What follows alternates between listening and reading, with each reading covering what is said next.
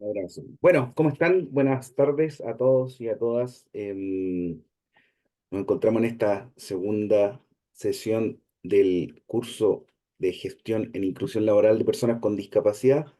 Les doy la bienvenida a todos y a todas a este segundo módulo, que es sobre lenguaje y buen trato, le llamamos, ¿cierto? Vamos a estudiar y revisar conceptos que tienen que ver con el lenguaje y cómo el lenguaje se va constituyendo en una barrera para la inclusión, ¿no? Así que voy a empezar a proyectar ya.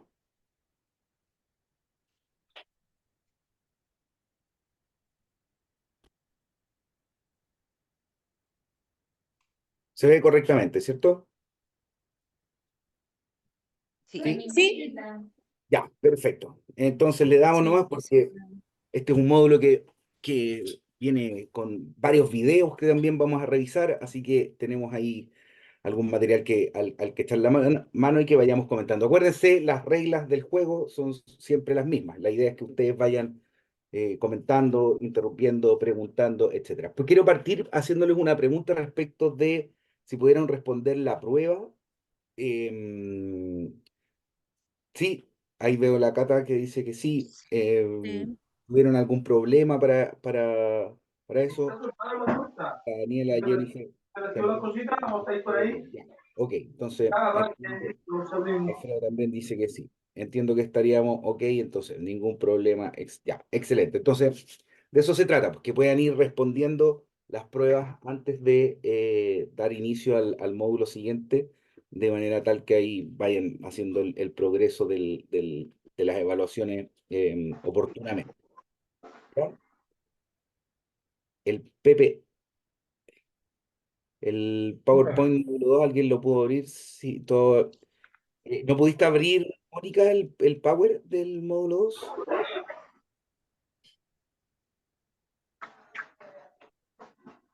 Ya, voy a ir a informar eso para...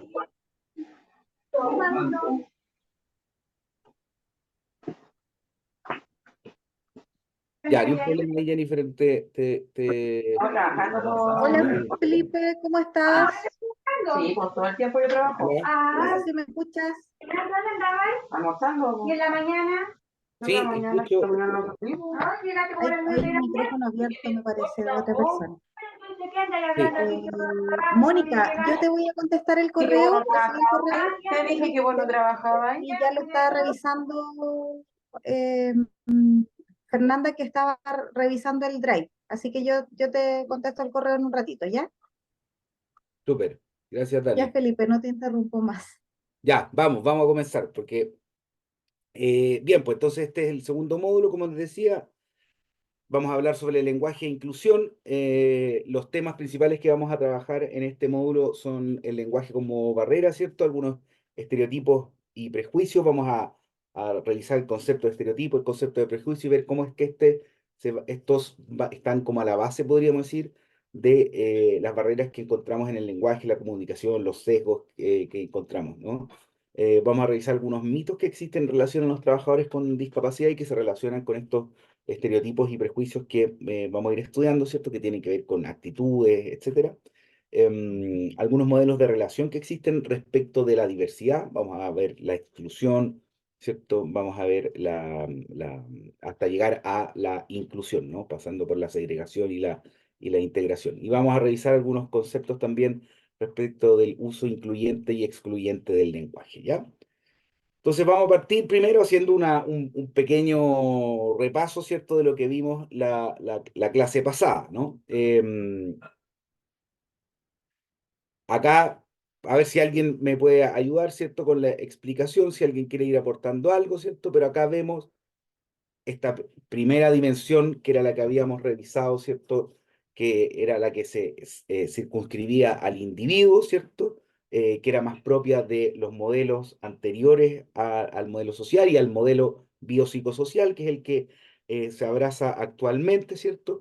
Donde teníamos esta dimensión que solamente hacía referencia a la persona, al individuo, y que ya sea como en el modelo de la presidencia, ¿cierto? Donde la explicación tenía un carácter sobrenatural, divino, religioso, si queremos, ¿cierto? y en el modelo de médico o rehabilitador, ¿cierto? Tenía un origen como una enfermedad, ¿cierto? Cuando abrimos la mirada, ¿cierto? Y empieza a aparecer el modelo social, el modelo biopsicosocial, aparece esta otra dimensión, la dimensión del contexto, ¿cierto? Y decíamos que, que iba a estar iba a existir una relación, ¿cierto?, entre esta primera dimensión personal, ¿cierto?, del sujeto, la patología, etcétera, con el entorno, con el contexto en que una persona se desenvuelve cotidianamente. Ahí Jennifer nos dice que hablaba que la discapacidad no solo se basa en la persona, sino también en su entorno, precisamente. Eso es lo que quiere graficarnos esta imagen. Y yo les decía que se recordaran de ella, ¿cierto? Porque les iba a servir como para cuando pudieran tener alguna confusión, ¿cierto? Recordar bien de qué se trataba el concepto y que también nos sirve para ir situando ciertas variables del entorno, ¿cierto? Y distinguirlas de aquellas que son de tipo más personal, ¿no? Entonces, es ahí en este entorno donde vamos a encontrar las barreras a la participación. Y hacíamos una definición, ¿cierto? Respecto al concepto de discapacidad, ¿cierto? Dijimos que era un concepto que evolucionaba, vimos ese tránsito que existía entre los distintos modelos que explicaban la discapacidad, poníamos énfasis en esta transformación paradigmática, ¿cierto?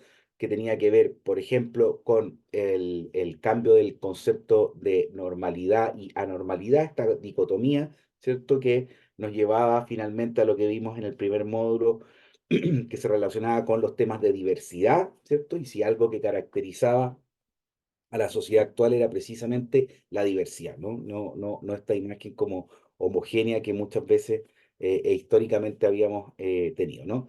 Por otro lado, hablábamos de este cambio en la idea de salud-enfermedad, ¿no? Donde ahora consideramos la salud y desde este modelo más biopsicosocial, ¿cierto?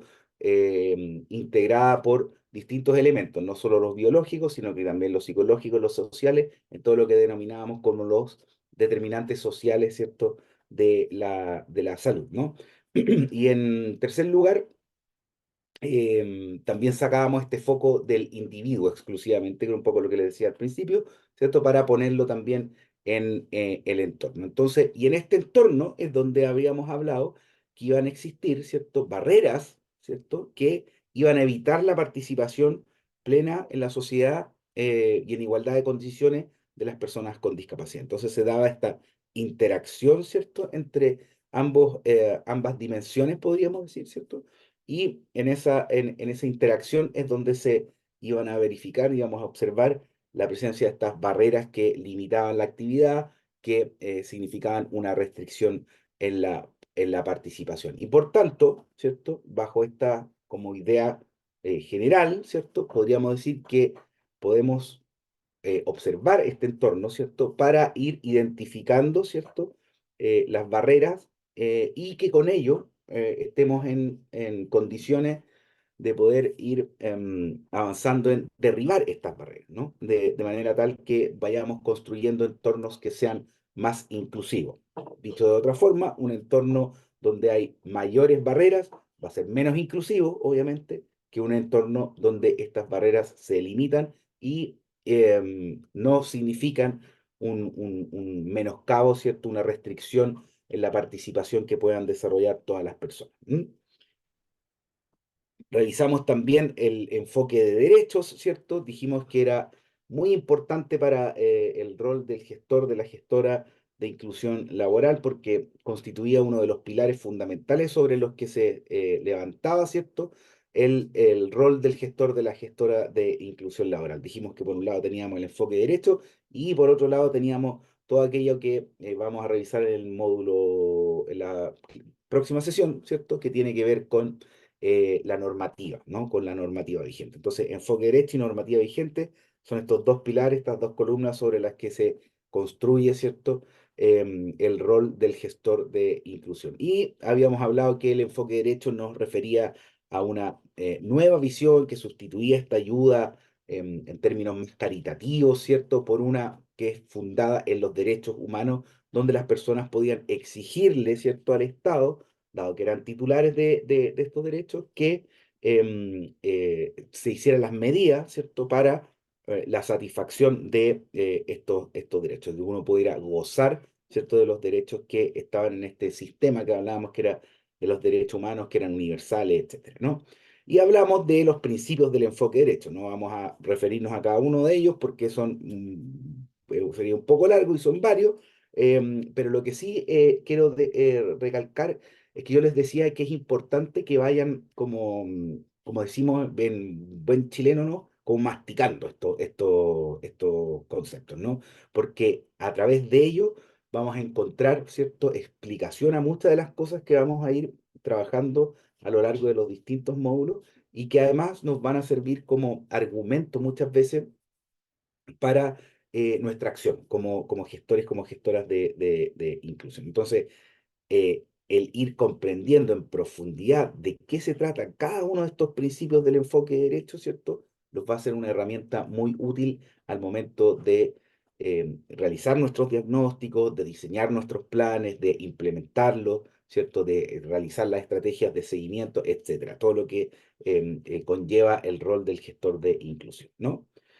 Y bueno, para no seguir hablando de lo que hablamos no la semana pasada, sino que la sesión pasada, vamos a entrar ya al tema del lenguaje como barrera. Y vamos a partir con una frase, podríamos decir, ¿cierto? Pero es más bien como un párrafo el que aparece aquí, porque es un poco larga la cita, ¿no?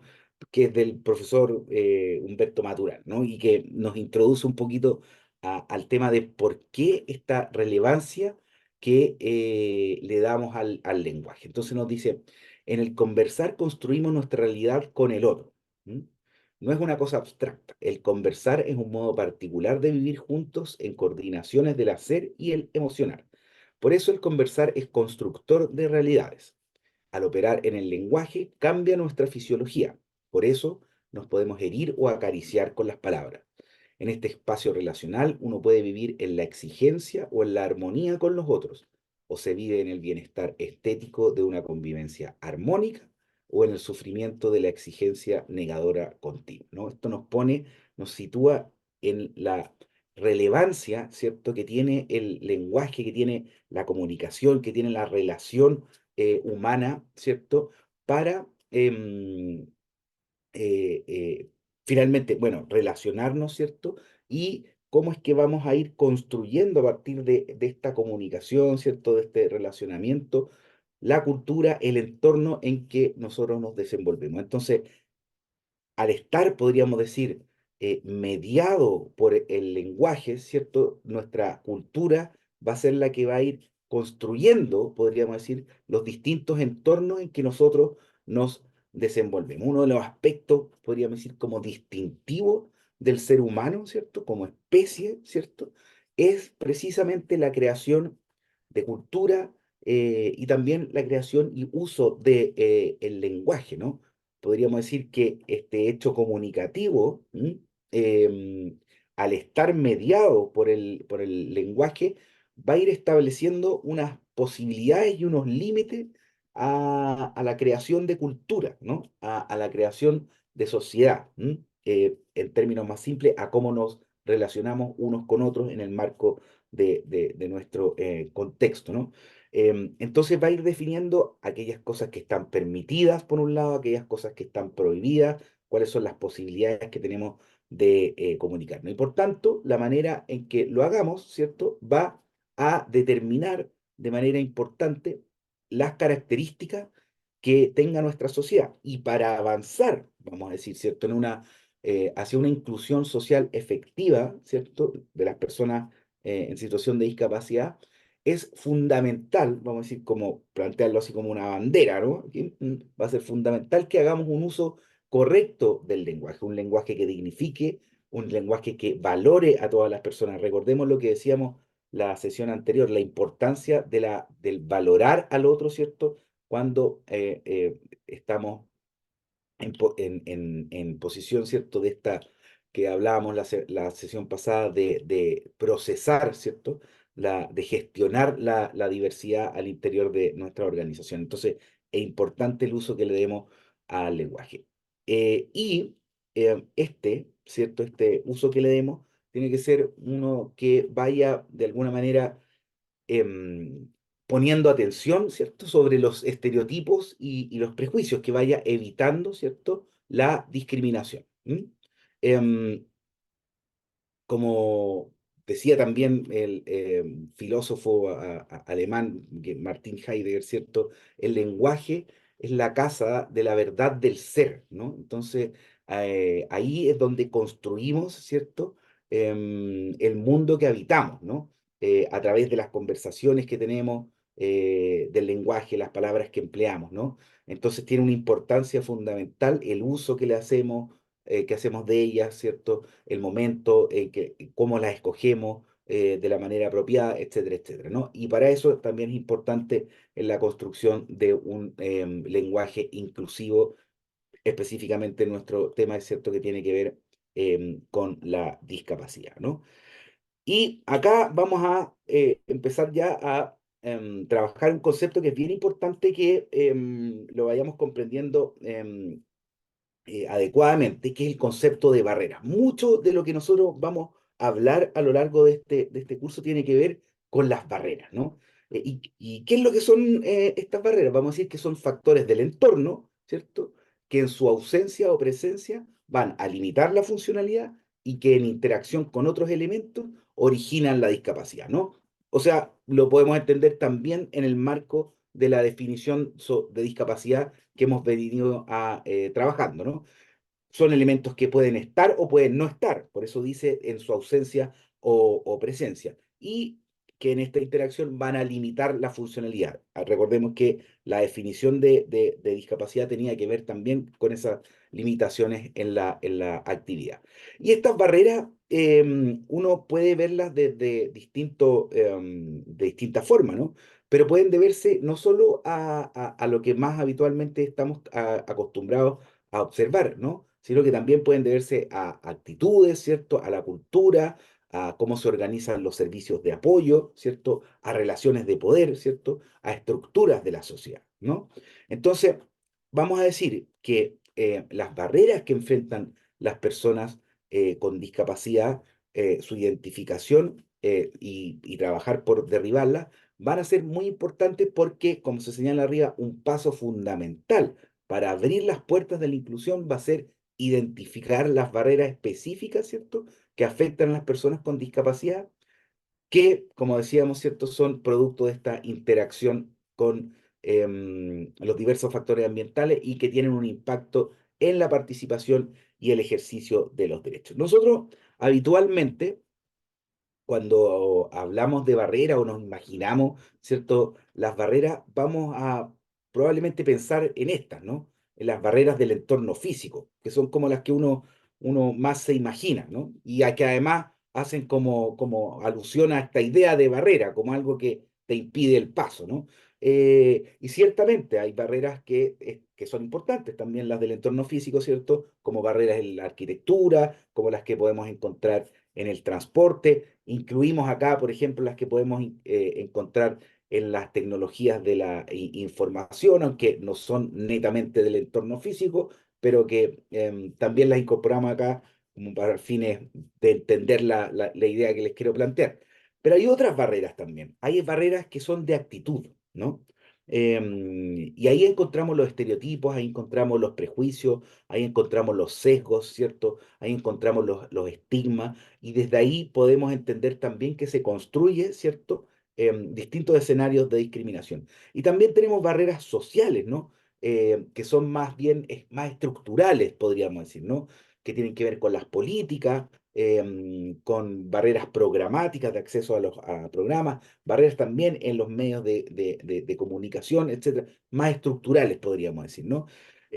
A estas de acá y estas de acá van a ser las que nos vamos a referir el día de hoy. Les vamos a decir sociales, les vamos a decir de actitud, culturales, ¿no? Entendiendo que son distintas a estas del entorno físico. Aunque ciertamente eh, estas, las de las barreras de actitud y las barreras sociales, van a ir construyendo, ¿cierto? Las barreras del entorno físico, porque finalmente lo que nos dicen nos van a dar cuenta de una forma de pensar, de una forma de hacer, la cultura, ¿no? De construir sociedad. Entonces, desde ahí es que también eso se va materializando, ¿no? En las barreras del entorno físico. Entonces, todas ellas están relacionadas, ¿cierto?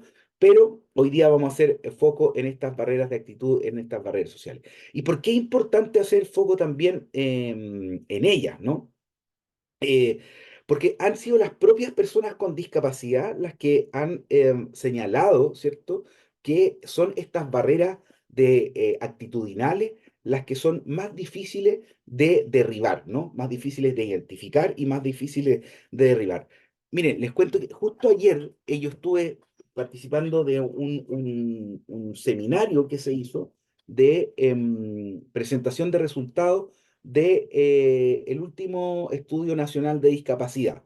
¿Se acuerdan que yo les hablaba de la ENDIDE, la sesión pasada, la ENDIDE del 2022? Bueno, ahora también se construyó un nuevo estudio nacional de discapacidad, diferente al del 2015, es el de ahora, ¿cierto? Que también recoge los mismos datos y el levantamiento de información de la ENDIDE, pero hacen otros procesos y otros resultados, ¿no? Más específico en el caso de las personas con discapacidad. Y bueno, ahí precisamente uno de los temas que se señalaba en este seminario tenía que ver que, por ejemplo, en la población adulta, una de las barreras que las personas con discapacidad señalaban que era más existente en los entornos laborales, pues, tenía que ver precisamente con las actitudes de los pares y de los compañeros y compañeras de trabajo, ¿no? Entonces, eso en un estudio como grande, como el que se hizo, nos refleja, ¿cierto? Que es precisamente ahí donde hay que como entrar a picar, se podría decir, ¿no? Porque ahí está la barrera más grande, la barrera que es más difícil también sortear. ¿Y por qué es difícil sortearlo? Porque todas estas cosas obedecen a construcciones que son de muy lenta transformación, son cambios culturales, ¿no? Y toda transformación, todo cambio cultural no se hace de un día para otro, porque tiene que ver con las formas en cómo pensamos, ¿cierto? Las formas como nos relacionamos, ¿cierto? La forma como construimos, ¿cierto? Nuestra sociedad en términos más globales, podríamos decir. Entonces, no es fácil ir promoviendo estos cambios y no es de un día para otro que obtenemos los resultados. Entonces, el trabajo tiene que ser constante, ¿cierto? Tiene que ser con conocimiento y tiene que ser también bien orientado en que estas transformaciones se dan en el futuro, pero en la medida en que vayamos trabajando cotidianamente en ello, ¿no?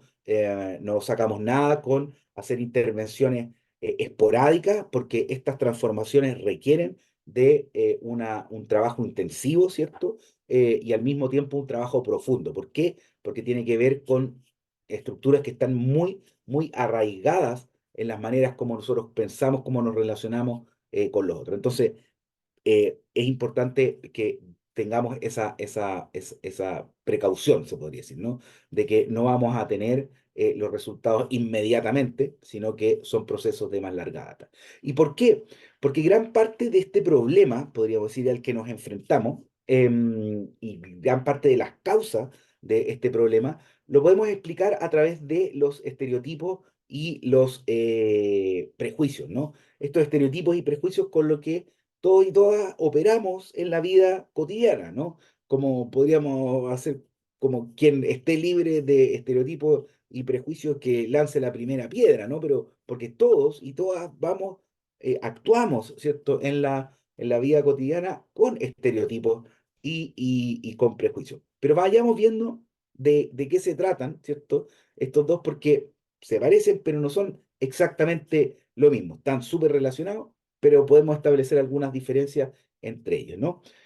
Partamos entonces con los estereotipos. ¿M?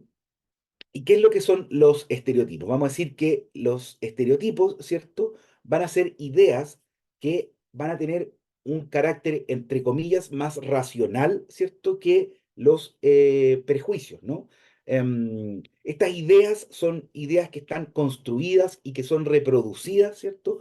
Culturalmente en el marco de una sociedad en particular, ¿no? Entonces, cada sociedad va a ir construyendo sus propios estereotipos, sus propios prejuicios, ¿no? Es una idea que se repite, que se transmite más o menos sin variaciones y podríamos decir que es una representación compartida por la mayoría de los miembros de un grupo, ¿no? Y que por lo general no van a considerar las características individuales de las personas, ¿no? Entonces, todas las personas que conforman determinado grupo en nuestra sociedad van a tener ciertas ideas, ¿cierto? Sobre otros grupos, ¿cierto? O sobre subgrupos que están en la sociedad, ¿cierto? Y que van a caracterizar a los miembros de cada uno de estos grupos, de estas unidades, ¿cierto? Con ciertas características del grupo, sin considerar la particularidad, podríamos decir, de cada persona, ¿no? Podría decir que, y esta es como la definición como más, como académica, si quieren, ¿no? Como de libro. Y les pido que pongan atención. Los estereotipos, vamos a decir que son generalizaciones acerca de las características de los individuos con base en el hecho de que son parte de una colectividad o categoría. ¿Ya? Voy a repetir. Los estereotipos son generalizaciones acerca de las características de los individuos con base en el hecho de que son parte de una colectividad o categoría. ¿Vale? ¿Qué es lo que significa esta cuestión? Va a significar que vamos a calificar a una persona, ¿cierto? Creyendo que los rasgos negativos o positivos que esta persona, que atribuimos a la categoría a la que esta persona pertenece, se aplican uniformemente a todos los miembros que consideramos parte de la misma, ¿cierto? Sin tener en consideración su individualidad. ¿Se entiende la idea? ¿Sí? Ahí cualquier cosa me van preguntando. ¿Qué estereotipos podemos...? Ah, parece que acá hay una... Sí, sí, ya, perfecto. Ahí cualquier cosa me preguntan. Entonces, veamos, por ejemplo, qué estereotipos podemos ir conociendo nosotros que son como habituales. Por ejemplo, existen estereotipos que están vinculados a la nacionalidad, ¿no? Entonces, es habitual que acá en Chile uno pueda, existe el estereotipo, ¿cierto? Que consideramos que, no sé, pues las personas, que los brasileños, ¿no? Son como muy alegres, ¿no? Y están así como, uno se imagina a una persona de Brasil y se le imagina así como bailando samba, buenos para la pelota, como muy felices, etcétera. Y uno se hace esa imagen, ¿no? De los brasileños. Pero efectivamente hay algunos y algunas que van a calzar dentro de ese modelo, pero hay otros que no, po, ¿no? Entonces deja de ser como una calificación que sea contrastada con la realidad, con las características de cada una de las personas, sino que es una idea, como decíamos, general acerca de las características de esta persona porque pertenecen a esa categoría brasileño, como hemos dicho. Bien, existen otros estereotipos, hay muchos tipos de estereotipos, ¿no? Existen estereotipos, por ejemplo, que son asociados al género, ¿no? Y que estos han sido como bien, han estado puestos en tensión, por ejemplo, cada vez más a partir de los movimientos feministas, ¿cierto? Que han ido cuestionando estos estereotipos que existían sobre los hombres y las mujeres, sobre lo femenino y sobre lo masculino. ¿Y qué es lo que nos dicen, por ejemplo, estos estereotipos eh, de género? Edith, ¿quieres decir algo? No. Perdón. Ya. ¿Qué es lo que nos dicen estos estereotipos de género? Por ejemplo, nos van a decir, entre otras cosas, ¿cierto? Que los hombres son activos, mientras que las mujeres son pasivas, ¿no? Que los hombres pertenecen al dominio de lo público, mientras que las mujeres pertenecen al dominio de lo privado. Que los hombres desarrollan trabajo fuera del hogar, ¿cierto? Y que las mujeres desarrollan trabajo dentro del hogar, etcétera. Pero eso son puras cuestiones que son estereotipos. Nada de eso está contrastado para todos los casos de hombres y mujeres, ¿cierto? Con la realidad, ¿no? Hay estereotipos que están asociados a la edad, ¿no? Entonces, que nos indican, por ejemplo, que las personas mayores han dejado de ser productivas para la sociedad, un poco lo que pasaba, ¿se acuerdan con el modelo de la presidencia, ¿cierto? Con respecto a las personas con discapacidad, ¿no? Y por tanto tienen una menor valoración social porque ya no contribuyen al igual que el resto de los adultos, ¿cierto? Al progreso de la sociedad. Eso también es un estereotipo, ¿no? Hay estereotipos que también uno puede... no todos los estereotipos son negativos, ¿no? Por ejemplo, hay estereotipos que están también asociados a la nacionalidad, por ejemplo. Si uno piensa en una persona, en un japonés, uno dice, ay, ay, y los japoneses son como metódicos, ordenados, como bien orientados al trabajo, al alcance de objetivos, y todas esas cosas uno podría decir que son cuestiones que se valoran positivamente en la sociedad. Pero ciertamente van a haber un lote de japoneses que van a responder a ese estereotipo, pero hay otros que no, po. ¿Mm? Y vamos a ver que nos sirve para describir ciertamente a la totalidad de los miembros de la categoría.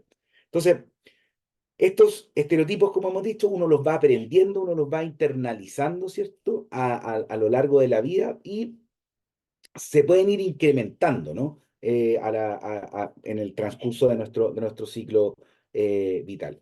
Y se van a expresar, ¿cierto? De diferentes formas, van a tomar distintos caminos para entenderse. ¿Vale?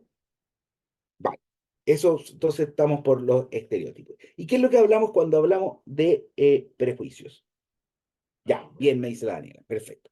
Y cuando hablamos de prejuicio, entonces, ¿cierto? Hablábamos que los estereotipos tenían como un carácter un poco más racional, ¿no? Y los prejuicios, entonces, ¿qué característica tienen? Los prejuicios son más bien una evaluación afectiva, podríamos decir, ¿no? Tienen un carácter más emocional, ¿no? Y por lo general, siempre se trata de evaluaciones que son muy simplificadas, que se fundamentan, ¿cierto? Encuentran su base en estos estereotipos de lo que veníamos hablando, y por lo general le van a entregar menor valor, ¿cierto? A una persona, a una cosa, ¿cierto? Fundada precisamente en estas categorías estereotipadas de las que hablábamos anteriormente.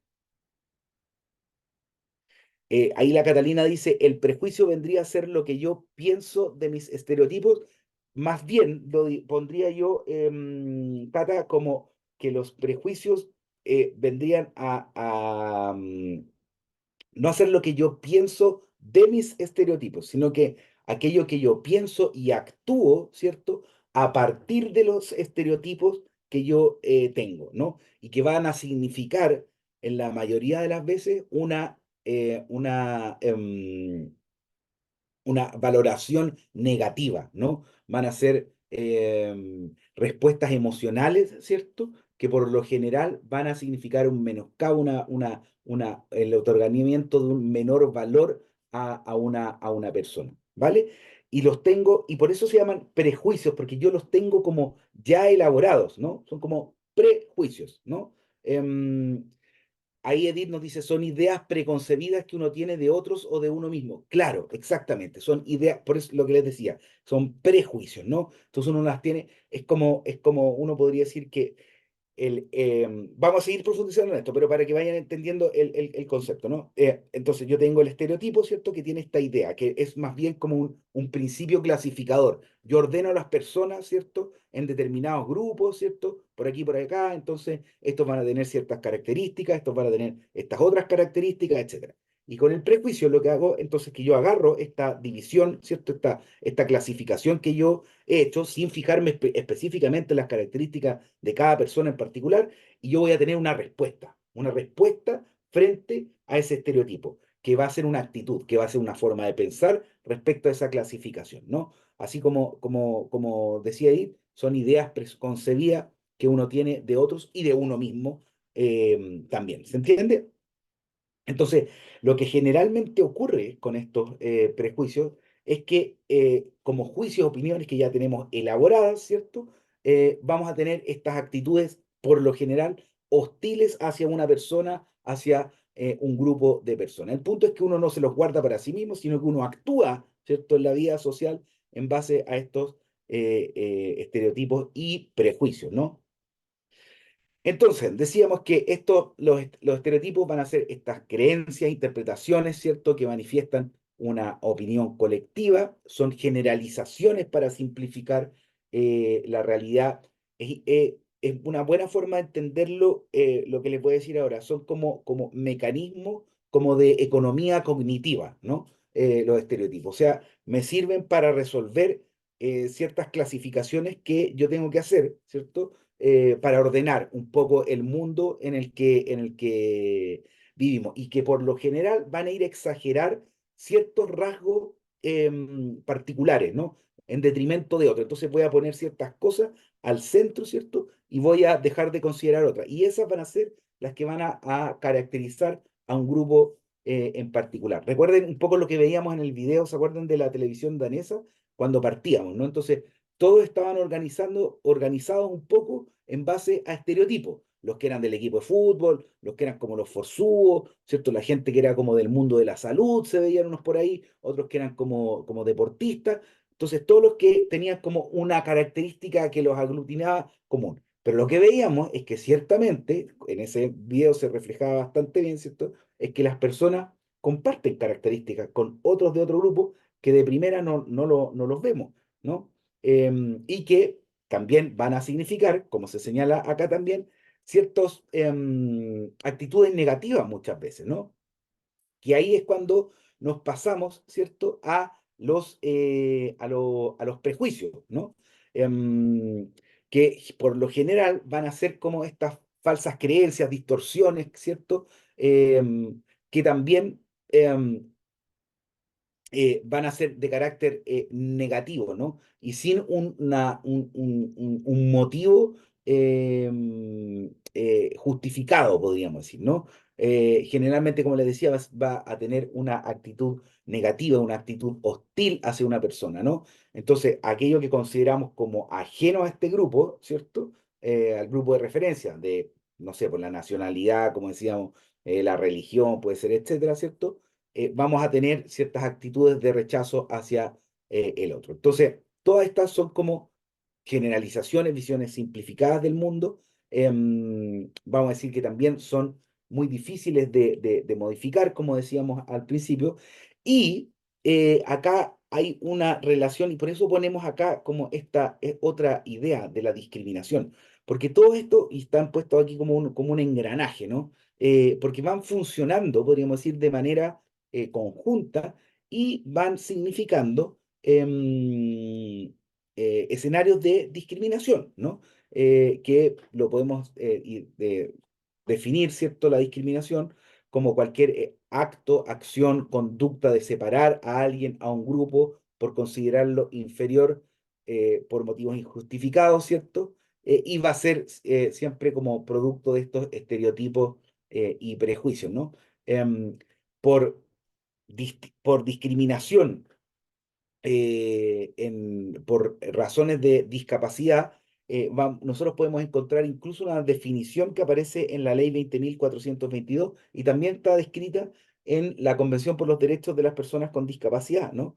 Y que va a tener que ver precisamente con esto que se señala, con cualquier distinción, exclusión, restricción por motivos de discapacidad que evite el goce, ejercicio de los derechos en igualdad de condiciones. La convención, por ejemplo, nos habla incluso específicamente de algo que vamos a ver más adelante, que tiene que ver con la denegación de los ajustes razonables. Un acto de denegar ajustes razonables, por ejemplo, en el ámbito del empleo, puede ser y es considerado incluso por nuestra normativa, ¿cierto?, como un acto de discriminación. Entonces, esto es importante lo que les señalo porque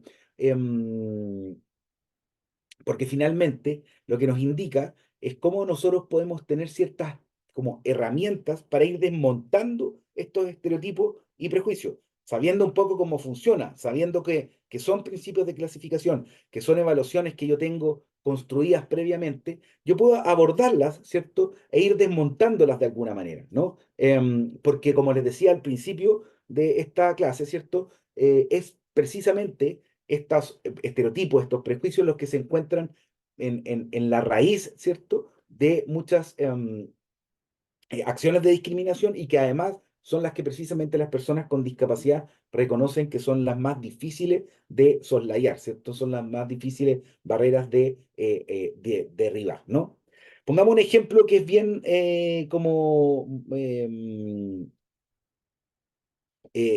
demostrativo de qué es lo que son estos estereotipos de los que estábamos hablando. Se hacía en algún momento como uno de estos como experimentos sociales, ¿no? En que ponían a unas guaguas, ¿no? Guaguas recién nacidas en un salón de estos como de maternidad, ¿no? Que uno ve en una ventanita, pero las guaguas eran hombres y mujeres, ¿cierto? Pero eran guaguas iguales, ¿no? Eran guaguas del mismo porte, del mismo peso, ¿cierto? De la misma contextura, solo que unas eran mujeres y otras eran hombres. Entonces, ¿qué es lo que hacían con esta guagua? Lo que hicieron fue que a las mujeres, ¿cierto? Las vistieron de niñito, o sea, como con ropa celeste, ¿no? Y a los niños, varones, ¿no? Les pusieron ropa como de color rosado. Entonces, como que estaban como trasvestidos, ¿no? Entonces les pedían a otras personas adultas, ¿no? Que describieran a estos bebés recién nacidos. ¿Y qué es lo que ocurría? Todos los niños que estaban vestidos de rosa, ¿no? Eran calificados como más pequeños, más delicados, que hacían menos ruido, ¿no? Que se movían menos. En cambio, a todas las niñas vestidas de celeste, creyendo que eran varones, ¿no? Las describían como más grandes, que tenían como un llanto más fuerte, que tenían mucha más movilidad. El único rasgo distintivo era celeste rosa.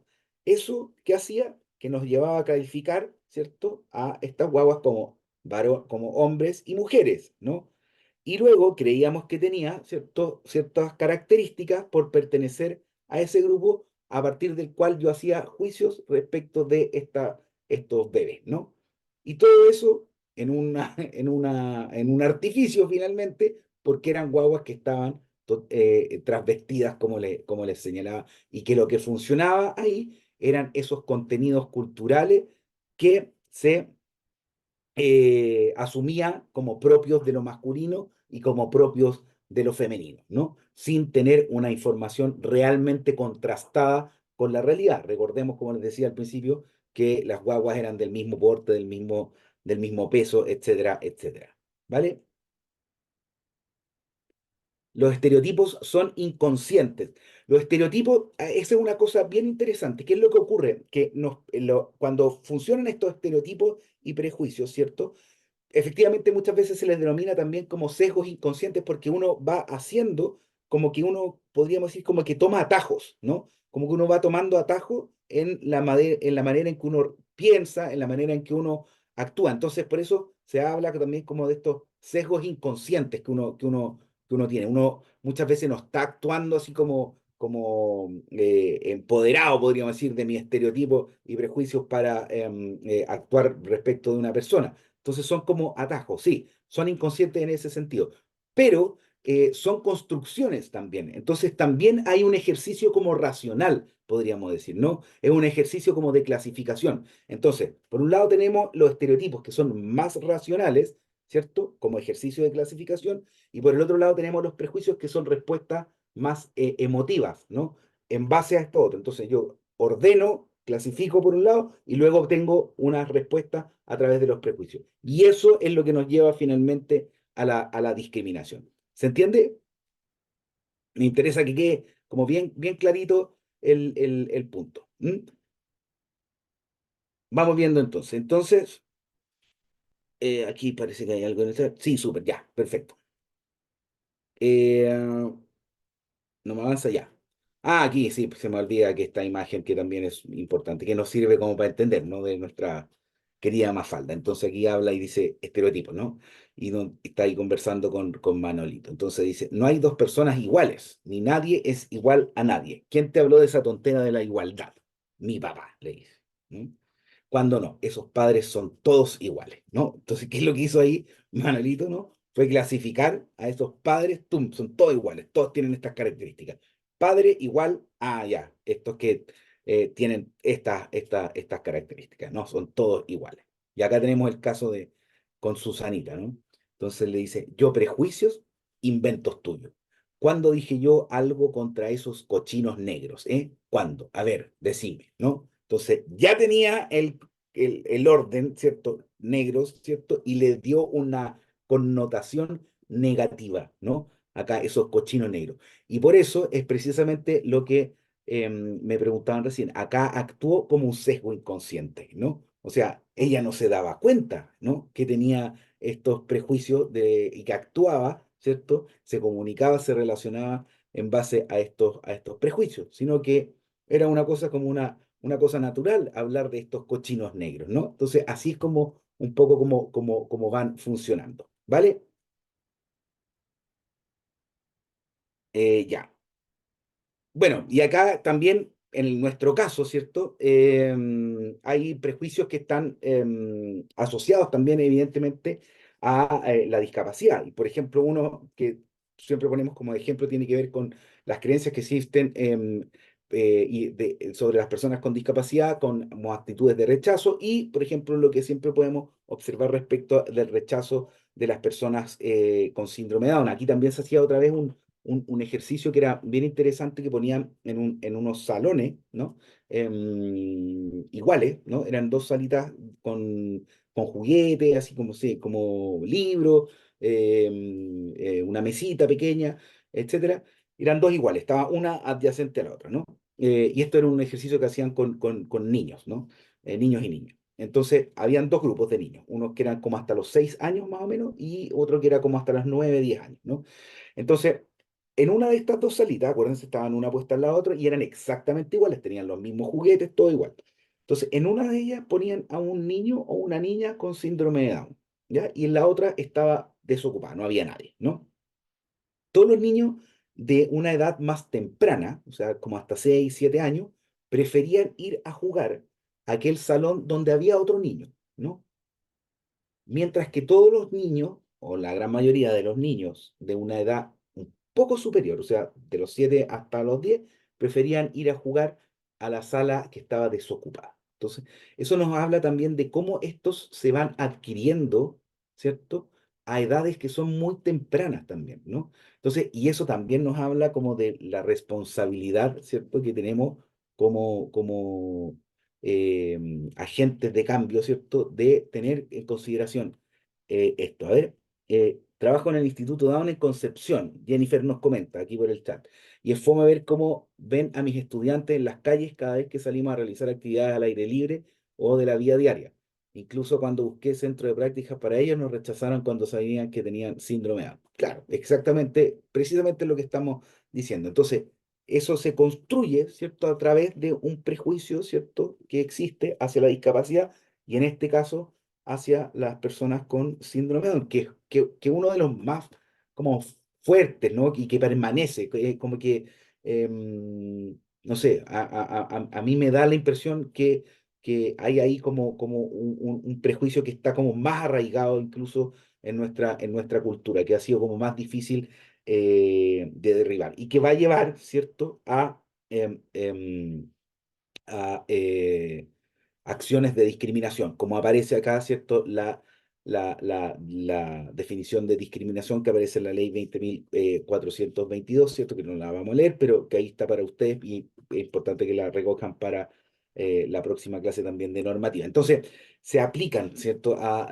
las personas con síndrome de Down todos estos estereotipos y prejuicios. ¿Mm? Bien, como les había adelantado al principio, esta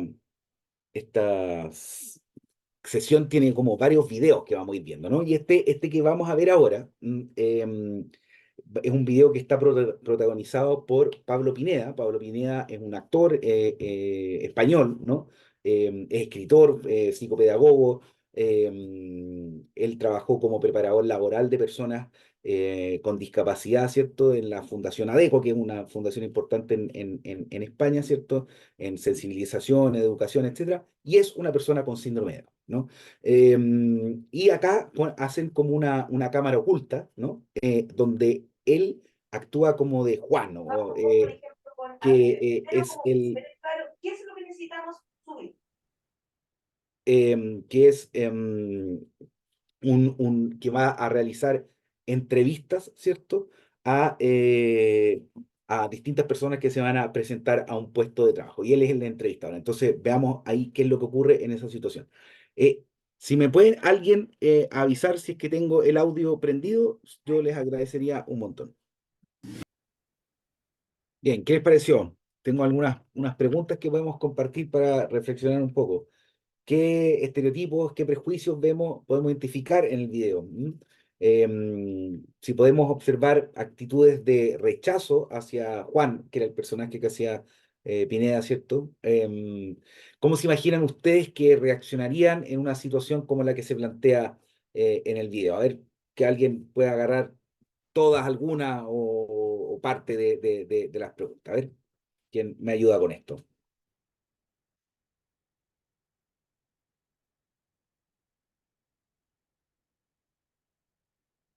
Ahí están poniendo en el chat algo. Lo ven como enfermo, ¿no?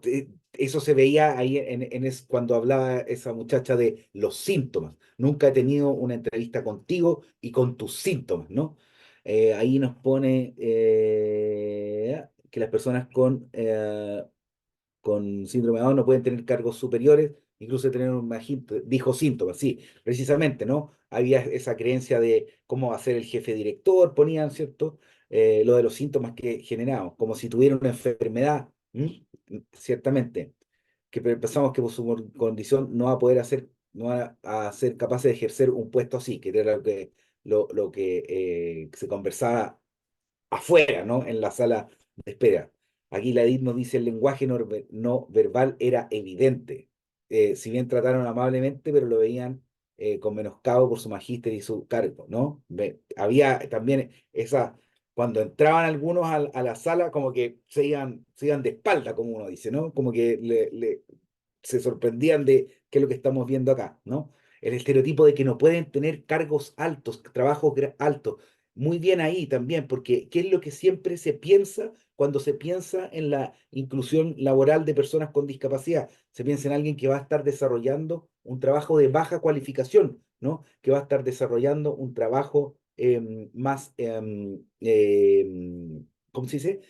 Más precario, ¿no? Y que es precisamente donde muchas veces las empresas y las organizaciones piensan que son los lugares donde tienen que trabajar las personas con discapacidad. Y eso no es así, ¿no? Muchas veces las personas con discapacidad pueden efectivamente trabajar en puestos que son mucho más calificados, como ser de ayudante, ¿cierto? Y no dirigir, que nos dice Mónica, tiene el prejuicio de que las personas no tienen las capacidades suficientes para ser un trabajador de alta calificación. Exacto, tiene que ver con todo esto. ¿Les ha tocado alguna vez tener que entrevistar, por ejemplo, a una persona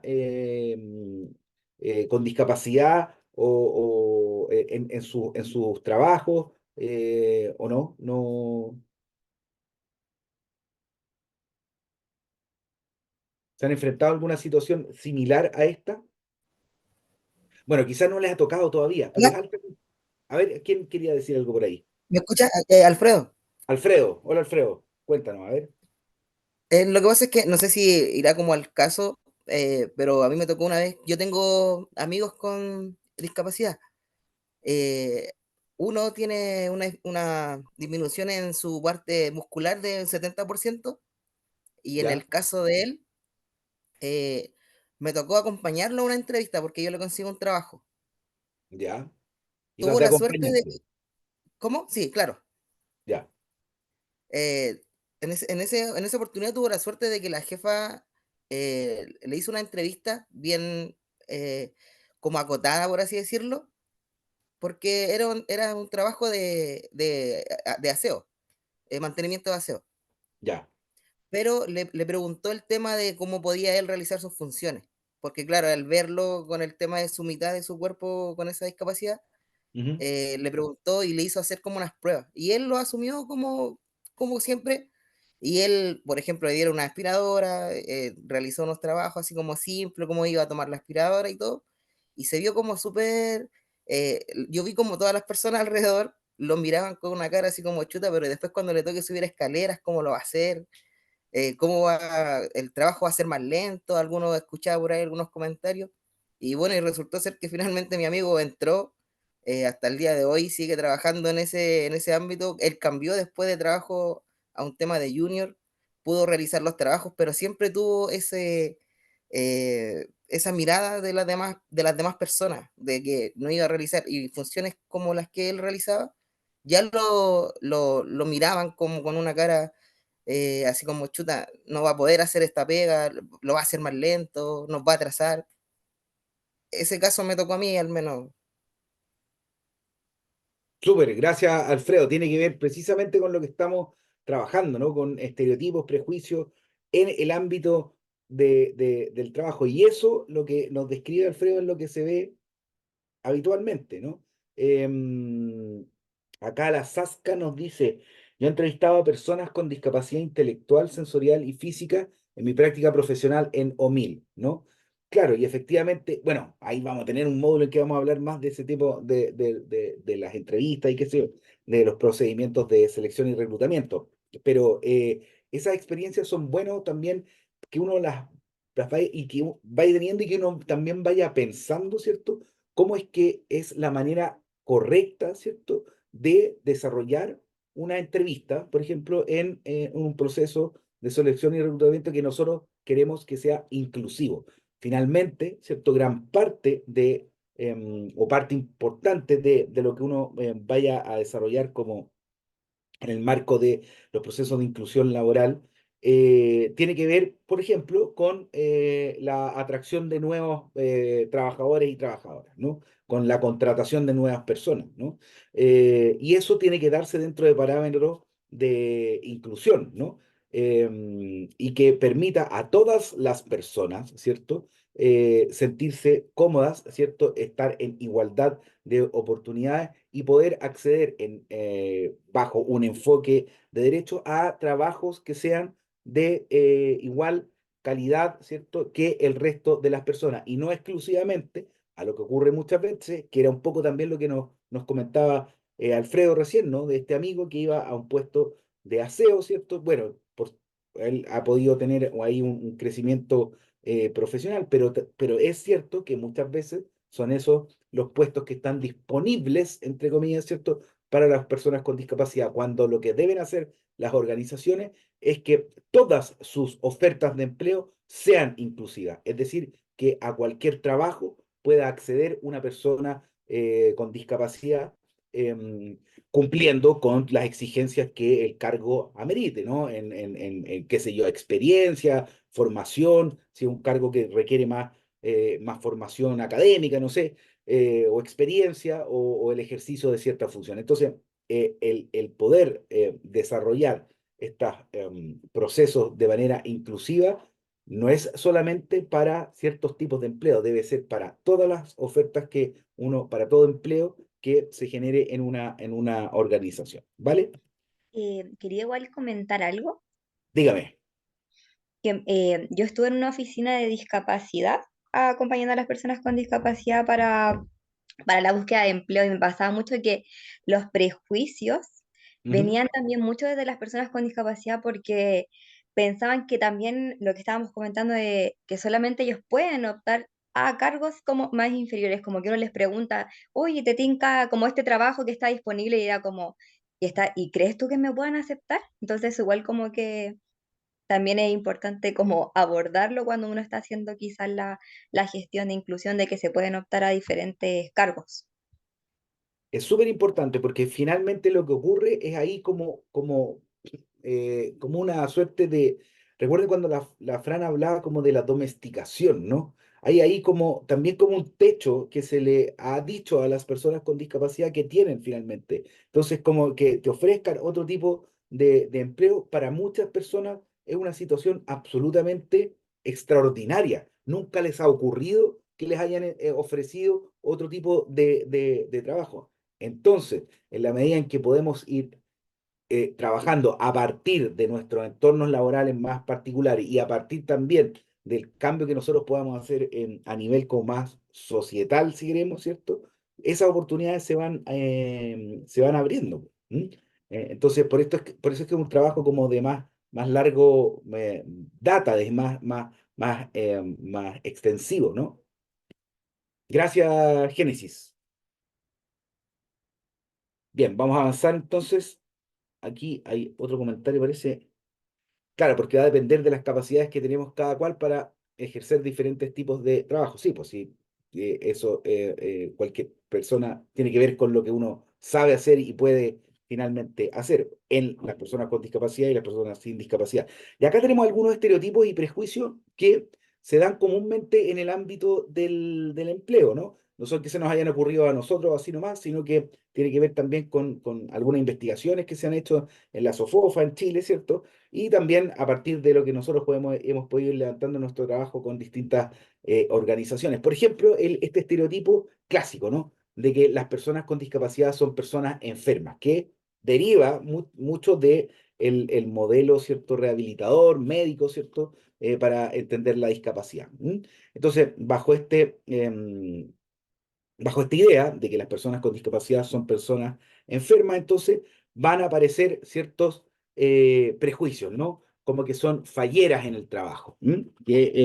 O que van a presentar muchas licencias médicas, ¿no?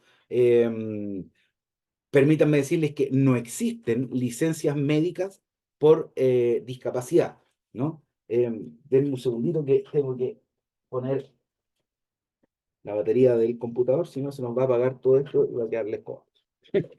Eh, no existen licencias médicas por discapacidad, ¿no? Entonces, esta idea de que las personas con discapacidad son personas enfermas, ya se supone que la tenemos superada en términos de esto, evolución de los modelos, pero como veíamos, ¿cierto? Todavía persisten muchas de estas ideas en el común, ¿no? Entonces, el estereotipo enfermo y estos prejuicios que tenemos es absolutamente incorrecto. O este estereotipo de que las personas con discapacidad no son autónomas. ¿Se acuerdan cuando hablábamos del principio de la autonomía, cuando hablábamos del enfoque de derechos, ¿no? Yo le decía que tenía que ver con la capacidad, ¿cierto?, de realizar sin ayuda de una tercera persona ciertas actividades, ¿cierto? Pero que también tenía que ver con el tener el control sobre la propia vida, ¿no? Con el tener el control sobre las decisiones que son relevantes para tu vida. Alfredo lo dice, o que son más propensas a tener accidentes. Precisamente, tiene que ver exactamente con lo mismo, ¿no? Bien, entonces acá, desde este de la autonomía, por ejemplo, ¿qué nos va a decir? ¿Qué prejuicios suelen aparecer? Que las personas con discapacidad siempre van a requerir de otro que les esté ayudando a realizar su trabajo, ¿no? O que la empresa y los compañeros van a tener que asumir una carga extra al contratar a personas con discapacidad. Efectivamente, si uno piensa en una persona con discapacidad cuando se incorpora a un nuevo espacio laboral, efectivamente va a ocurrir que va a requerir de sus compañeros y compañeras de trabajo que le ayuden, ¿cierto?, a realizar su pega, ¿cierto?, a entender cómo se hacen las cosas ahí. Pero eso no es distinto a lo que ocurre con cualquier trabajador o trabajadora que llega a un nuevo espacio laboral, ¿no?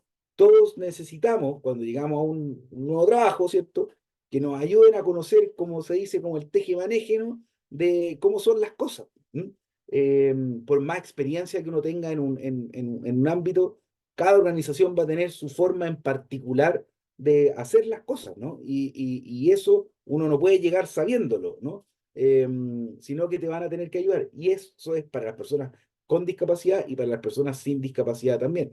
Y es efectivo que el caso de las personas con discapacidad pueda requerir de ciertos apoyos, de ciertos ajustes, pero eso nada tiene que ver con que no sean autónomas. De hecho, esos apoyos y esos ajustes van a ser necesarios para que la persona efectivamente pueda desarrollar estas funciones de manera autónoma. Hay por ahí una comunicación en el chat. Es eso, es que se adelantó la Catalina, ¿cierto? Es precisamente lo que decíamos. Eso pasa con todas las personas, ¿no? Eh, bueno, otro estereotipo, ¿no? Que a las personas con discapacidad hay que tratarlas como con especial cuidado, ¿no? Hay que tenerlas ahí como entre algodones, ¿no? Que no les vaya a decir nada, ¿no? No las puedes corregir porque te pueden acusar de discriminación, ¿cierto? Vamos a tener que modificar todas las formas de trabajo para incluir un par de personas con discapacidad. lo peor que puede hacer una persona, una jefatura, por ejemplo, de una persona con discapacidad, es no corregirla, ¿no? ¿Qué es lo que va a pasar? Efectivamente, usted, al cabo de 2 o 3 meses, o lo que le dure la paciencia, va a terminar despidiendo, ¿cierto? Desvinculando a esa persona porque nunca aprendió a hacer la pega como correspondía. Pero ahí va a tener usted una responsabilidad también, ¿no? Porque nunca le dijo que estaba equivocado, que lo estaba haciendo mal, ¿cierto? Para que pudiera corregir, ¿no? Entonces no hay nada peor que no decirle a una persona con discapacidad que está haciendo mal el trabajo y que debe corregir su forma. Eso no quiere decir que uno se lo vaya a decir de mala manera, ni de... No, pues tiene que ser con el mismo respeto que se le debe a cualquier trabajador, a cualquier trabajadora. Y respecto, por ejemplo, no sé, de las evaluaciones de desempeño, lo mismo, ¿no? Si las personas con discapacidad pueden ser evaluadas en su desempeño, ¿no? Al igual como lo deben ser evaluados todos los trabajadores y trabajadoras. Todos estamos expuestos, ¿cierto?, a que nuestras respectivas jefaturas nos corrijan, ¿cierto? Nos indiquen de cuáles son o nos orienten en cómo se tiene que desarrollar el trabajo. Pero eso tiene que ser no solo para las personas con discapacidad, para todos los trabajadores y trabajadoras, ¿no? Bajo criterios objetivos, ¿no? Que puedan ser comprensibles por todos, ¿no? Que uno pueda entender qué es lo que te están queriendo solicitar. Eso aplica para las personas con discapacidad y también para las personas sin discapacidad, ¿no? En la regla, podríamos decir, es la misma. ¿M? Entonces, todos estos estereotipos, prejuicios, nosotros los podemos ver que se materializan en el ámbito del empleo, ¿no? Para ir terminando un poco con esta parte, esta es una frase que se le atribuye a Einstein, ¿no? Que siendo físico y matemático, físico y conociendo mucho de átomos, nos dice, es más fácil desintegrar un átomo que un prejuicio, ¿no? Viniendo de Einstein nos da como una magnitud de lo importante, pero también difícil que es esta tarea, ¿vale? Bien, ahora vamos a ver otro video que nos introduce al tema de cómo relacionarnos con las personas con discapacidad y vamos a entrar ahí a hacer algunas características respecto del lenguaje inclusivo, ¿no? Veamos el video. En el día a día sabemos cómo actuar y comportarnos, pero algunas veces, al tratar con personas con discapacidad, hacemos todo mal. Buena, compadre. Oh, sorry, ¿me agacho? No, si bien me paro yo. Oh, ¿y si lo hacemos así? Ya. Para saber cómo tratarlos y cómo no, quiero mostrarte algunas situaciones típicas donde muchas veces, por intentar ayudar, hacemos todo lo contrario.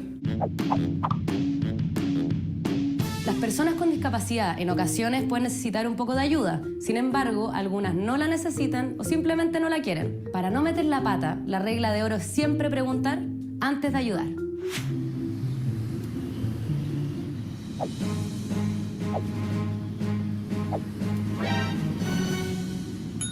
Yo le voy a ayudar a cruzar, ¿ya? No, pero es que no lo necesito. No se preocupe, no es ninguna molestia para mí, en serio, venga. Pero no, señor. Venga, no se preocupe. Pero amigo, vea lo que hace. De nada, de nada.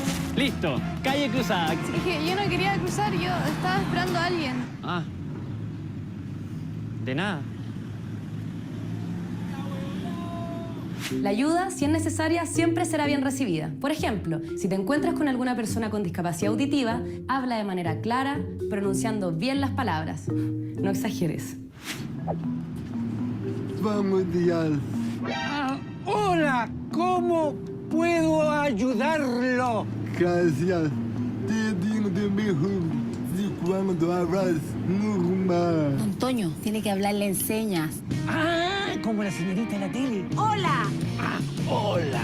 ¿necesitas algo? Uva, Una fresca de verdura, verdura. Choclo. Lechuga, pepino, plátano. él, yo, ayudar. Los dos. Ayudar. La mejor forma es hablarle a las personas con discapacidad igual como lo haces con cualquier otra. Por ejemplo, si estás con una persona con discapacidad intelectual, trátala con el respeto que se merece. No la ignores.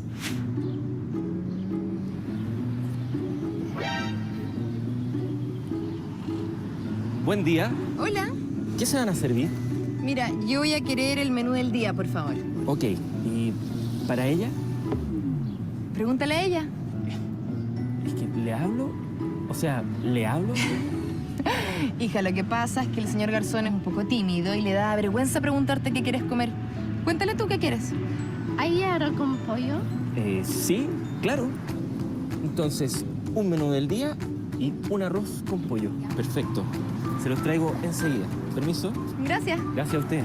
Recuerda, la mejor forma de ayudar es siempre el respeto. No se necesita ser un experto, solo se necesita la buena voluntad de hacerlo. Comparte este video para que todos avancemos en la inclusión de las personas con discapacidad. Bien, aquí hay unos comentarios. Sí, se veían lo que pasa, pero es algo que uno puede ir viendo. ¿Qué actitudes observamos en el video que llaman la atención respecto a la interacción con personas con discapacidad? ¿Qué advertencias podemos señalar que es importante tener, ¿cierto? Al momento de relacionarnos con personas con discapacidad. Si han presenciado o tenido experiencias similares a las que se observan en el video. Ahí pongamos un par de comentarios a ver si me comentan algo. ¿Por qué? Porque voy a ir avanzando, avanza el tiempo y tenemos que pasar. Porque cuando pensamos en esta idea del lenguaje, cómo se va construyendo como barrera, cuando se va constituyendo como una barrera, tenemos que pensar también en estos conceptos que aparecen acá. La generalización, el reduccionismo, el uso de categorías despectivas, el uso de categorías invisibilizadoras, la invisibilización, ¿no? Hemos hablado de los dos primeros, hemos hablado ya bastante, ¿no? A partir de los estereotipos y los prejuicios, lo que ocurre con la generalización, que es uno de los errores más comunes y contrarios al lenguaje inclusivo que ocurre cuando, ¿cierto?, asumimos características a un individuo por pertenecer por formar parte de un grupo, ¿no? Lo que veíamos recientemente, ¿no? Cuando el reduccionismo también es algo que está en contra, ¿no?, del lenguaje inclusivo, que está muy relacionado con esto de la generalización. ¿Y qué ocurre cuando suprimimos la diversidad, la multiplicidad, ¿cierto?, para centrarnos en algún atributo específico para definir una persona? Un poco lo que ocurría o lo que graficábamos en la sesión pasada cuando hablábamos de la diversidad y teníamos esa imagen con las distintas flechitas, ¿cierto? ¿Se acuerdan? En que estaba la edad, estaba la orientación sexual, estaba, no sé, pues, las creencias, y entre estas estaba también la discapacidad. Y que muchas veces, en el caso de las personas con discapacidad, olvidamos, ¿cierto?, que también se constituyen desde estos otros lugares y nos centramos y hacemos foco solo en la discapacidad, ¿no? Y que nos puede ocurrir, por ejemplo, en el marco de una entrevista laboral. O el trato despectivo, que al usar ocurre cuando usamos categorías, ¿cierto?, que están cargadas de una connotación negativa, e incluso muchas veces cuando usamos la discapacidad como ofensa, ¿no? Es común la utilización de la discapacidad como una ofensa, ¿no? Cuando se habla del retrasado, el mongólico, ¿no? El tontito, etcétera. Todas esas categorías, ¿cierto? Esas formas de expresión, ¿cierto? Van reproduciendo y van perpetuando, ¿cierto?, ideas estigmatizantes respecto de la discapacidad y que van a derivar luego en escenarios de discriminación. Entonces, estas categorías despectivas también son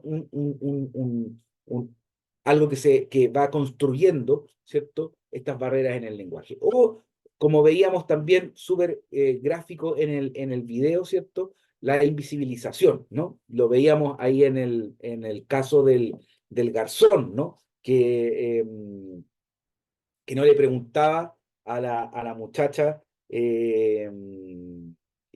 sino que le preguntaba a la madre, ¿no? ¿A qué se iba a servir?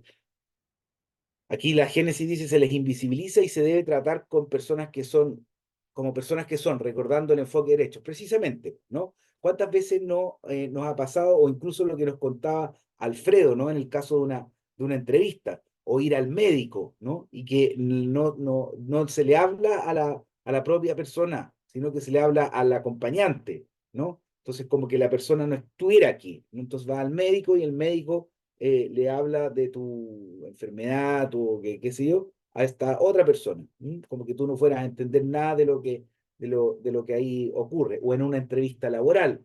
Eso, ojo, mucho cuidado con eso. Si se enfrentan en alguna oportunidad o tienen la oportunidad de entrevistar a una persona con discapacidad que vaya con un acompañante, nunca, pero jamás de los nunca, no referirse a la propia persona y hablarle al acompañante, ¿no? La persona que está postulando al cargo no es el acompañante, ¿no? Es la que está sentada al frente tuyo, ¿no? La otra puede servir como de apoyo y ayudarte, ¿no? A ayudar en la comunidad, pero a quien tú te refieres es a la persona que está ahí postulando. Entonces, son elementos que tenemos que considerar siempre, ¿no? ¿Por qué? Porque como ya hemos dicho, todos estos nos van a ir derivando en escenarios de discriminación. Ahí alguien parece que dice algo en el chat. Tengo un amigo sordo y muchas veces le cuesta o le da vergüenza incluso comprar y obviamente le cuesta sociabilizar con otras personas porque a los demás les da miedo tratar de comunicarse. Claro, entonces ahí hay una invisibilización, ¿no?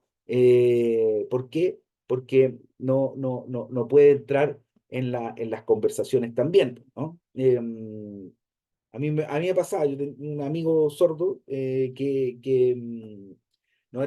no tenía sordera total, pero tenía una discapacidad auditiva, ¿cierto? Y claro, cuando estábamos en reuniones sociales, claro, nosotros ya teníamos como la práctica de cuando estábamos conversando que él nos pudiera mirar directamente porque también interpretaba los labios, ¿cierto? Y podía entender mejor de cómo le estábamos hablando. Él escuchaba mejor de un lado que de otro, entonces también uno buscaba cómo comunicarse por ese lado, ¿cierto? Porque era te escuchaba mejor. ¿Puede repetir el reduccionismo? Claro, Mónica, podemos repetir el reduccionismo. El reduccionismo ocurría cuando suprimíamos, ¿cierto?, la multiplicidad, la diversidad de elementos que constituyen a una persona y nos centrábamos en un atributo específico. En nuestro caso, la discapacidad. Entonces, dejamos de ver que la persona, por ejemplo, puede tener una serie de otras características, imaginémonos, no sé, pues, en el marco de una entrevista laboral, que sea una persona que tiene mucha experiencia, etcétera, y nos centramos en la discapacidad. Entonces, solo vemos a esta persona como una persona con discapacidad y no vemos, ¿cierto?, que tiene una serie de otros atributos que también lo constituyen como persona, ¿no? Y vemos, persona con discapacidad, discapacidad, discapacidad, discapacidad. Y reducimos todo lo diverso que es ese sujeto, ¿cierto? Para centrarnos en ese atributo específico. Entonces reducimos todo y nos centramos solo en la discapacidad. A eso es lo que se refiere. ¿Se entendió? Me imagino que sí. Ya. Bien, pues. Entonces, ok, ya, perfecto. Entonces, todos estos prejuicios, todos estos estereotipos, diríamos, nos llevan a la discriminación, ¿cierto? Y es importante que podamos ir abordándolos para no caer en esas prácticas, ¿no?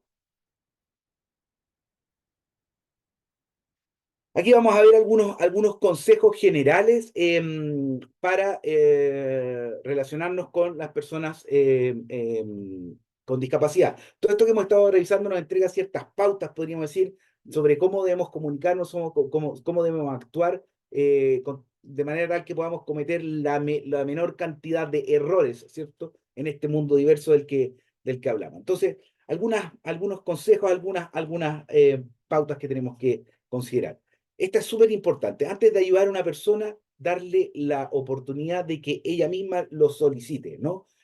Como veíamos en el video, ¿no? Del muchacho que ayudaba a cruzar la calle a esa chica ciega y ella efectivamente no quería cruzar la calle, estaba esperando a alguien, ¿no? Y esto lo podemos hacer a través de dos preguntas que son muy sencillas y que nosotros tenemos que tener grabadas, ¿cierto? Como prácticas cotidianas al relacionarnos con personas con discapacidad, que es, si necesitas ayuda y que te puedan indicar cómo hacerlo, cómo te presto esa ayuda, ¿no? Son dos preguntas súper sencillas. ¿Necesitas ayuda? ¿Cómo puedo hacerlo? ¿No? Porque uno no tiene que suponer ¿cierto? De antemano, que una persona con discapacidad va a requerir una ayuda. Entonces le tengo que preguntar, ¿necesitas la ayuda? Sí, no. Si es no, no nomás, chao, se acabó la conversación. Si es sí, tampoco tengo que suponer cuál es la ayuda que esta persona necesita. Entonces tengo que preguntarle, ¿cómo te ayudo? Y ahí será que esa persona te indique cómo ayudarlo. Tampoco uno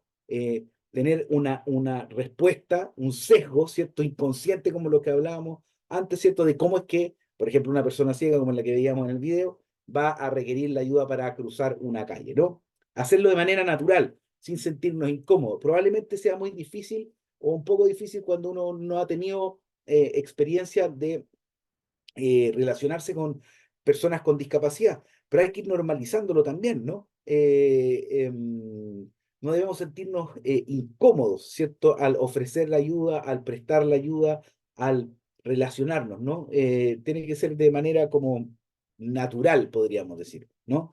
Bueno, igual uno puede ser como más, a lo mejor tímido o tímida y se sienta más incómodo con cualquier tipo de persona, pero también hay que tratar de manejar esa situación, ¿no?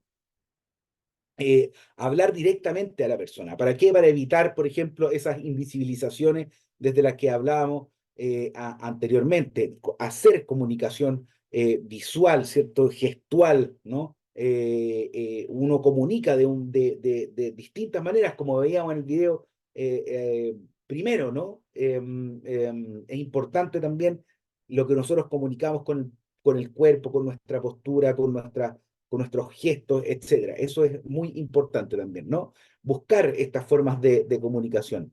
Si la persona tiene, por ejemplo, dificultades para expresarse, ¿cierto? Dar el tiempo de que la persona pueda hacerlo, ¿no? No andar como apurado, ¿no?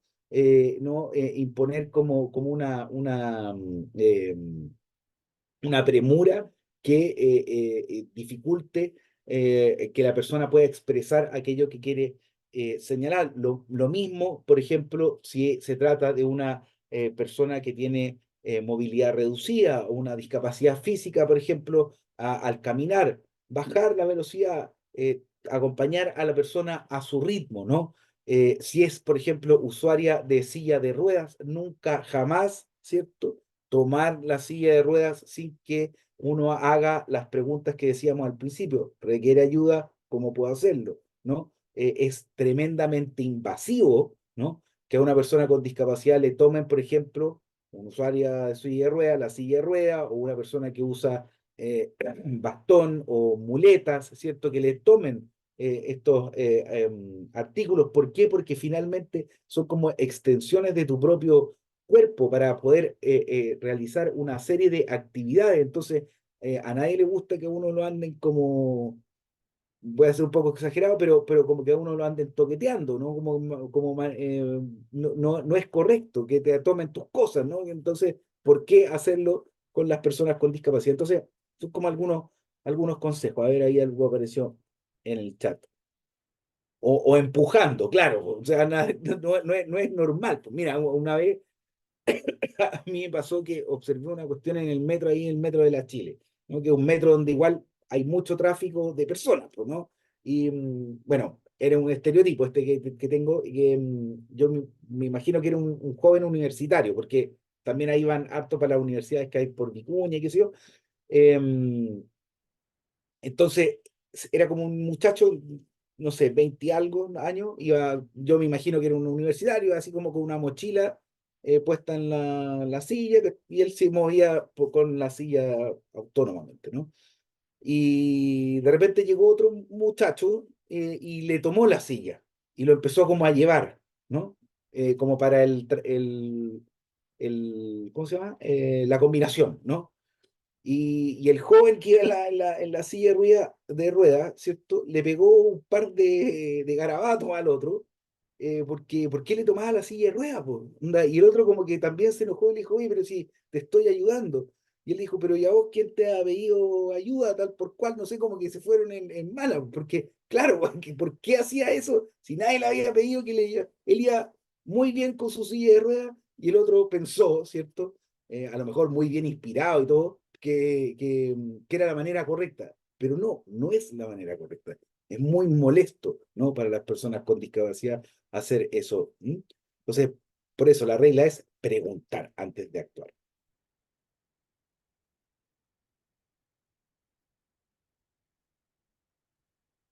Ahí me pasé muchas. Bien. Bien, ahora vamos a ver un tema que tiene que ver con estos modelos de relación que les había señalado respecto de la discapacidad, que van desde la exclusión hasta la inclusión, ¿no? Pasando por la segregación y la integración. Esto es importante porque tiene que ver con cómo nos vamos relacionando y cómo establecemos ciertas fronteras, se podría decir, entre lo que es considerado como normal y lo que es considerado como anormal, ¿no? Un poco de esa reflexión que veíamos desde la de los modelos. Entonces, veamos un poco de qué se trata cada uno de ellos. ¿Qué es lo que vamos a entender por exclusión, ¿no? Si nosotros nos imaginamos, ¿cierto? Que estos fueran como las fronteras, este circulito fueran como las fronteras de la sociedad, de la vida social, ¿cierto? La exclusión nos hablará de una idea en que van a existir claramente una oposición entre aquellas personas que consideramos normales, ¿cierto? Es decir, las que están dentro de los márgenes, se podría decir, y todos aquellos que consideramos como anormales, ¿no? Y en consecuencia, las personas en nuestro caso, ¿no? Las personas con discapacidad que son calificadas como anormales son excluidas, ¿cierto? Son apartadas, son sacadas del todo, ¿cierto? De esta posición de la que se encontraban inicialmente. Entonces hay ahí una exclusión, hay un apartamiento, ¿no? Sacamos de toda esta parte, ¿no? Que consideramos como diferente y lo dejamos fuera de los márgenes de la sociedad. Y acá, obviamente, no existe posibilidad alguna de que esta sea como una membrana permeable, ¿no? Como una frontera permeable, ¿no? Acá hay exclusión y quedan absolutamente afuera y no hay posibilidad, podríamos decir, de reingreso, ¿no? Hay ahí una frontera como infranqueable, ¿no? Quedan totalmente excluidas las personas. Cuando hablamos de segregación, ocurre más o menos lo mismo, es más o menos el mismo fenómeno, pero acá lo que hacemos es como sacar a todo este grupo, ¿cierto? Y se arma como un grupo afuera, ¿no? Que es lo que llamamos como los guetos, ¿no? Se arma un gueto que está ubicado también en otro lugar distinto, ¿cierto? Como un subgrupo, ¿cierto? Que queda también fuera, ¿cierto? Es segregado, ¿cierto? Como separado también de aquello que es considerado normal, ¿no? Un poco lo que vemos acá graficado en esta imagen de Sudáfrica, ¿no?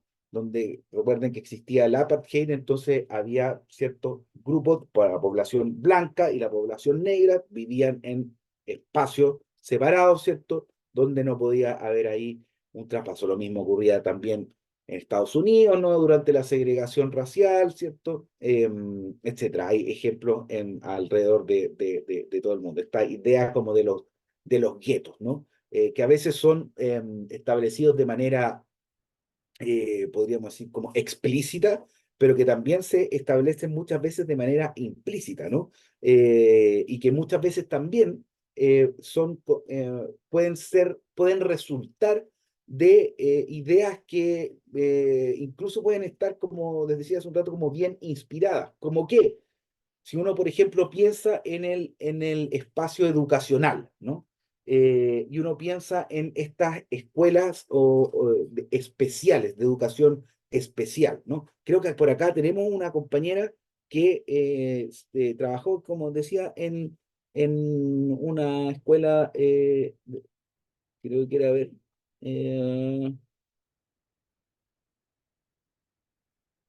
estoy revisando para arriba.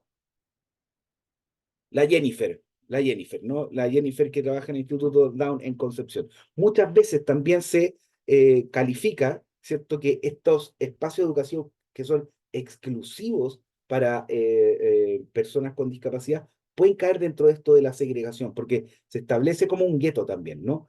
Nosotros no es que tengamos algo en contra de ese tipo de establecimientos educacionales, pero sí genera, ¿cierto?, como dos mundos aparte, ¿no? Donde no hay como posibilidades de comunicación. Y se da un poco lo que Jennifer nos comentaba, ¿no? Cuando salen a la calle hay ahí un rechazo, ¿cierto? porque no hay esta comunicación como más cotidiana, se podría decir, ¿no? Entonces se genera esta idea como del gueto, como dos espacios que están absolutamente segregados sin posibilidad de comunicación.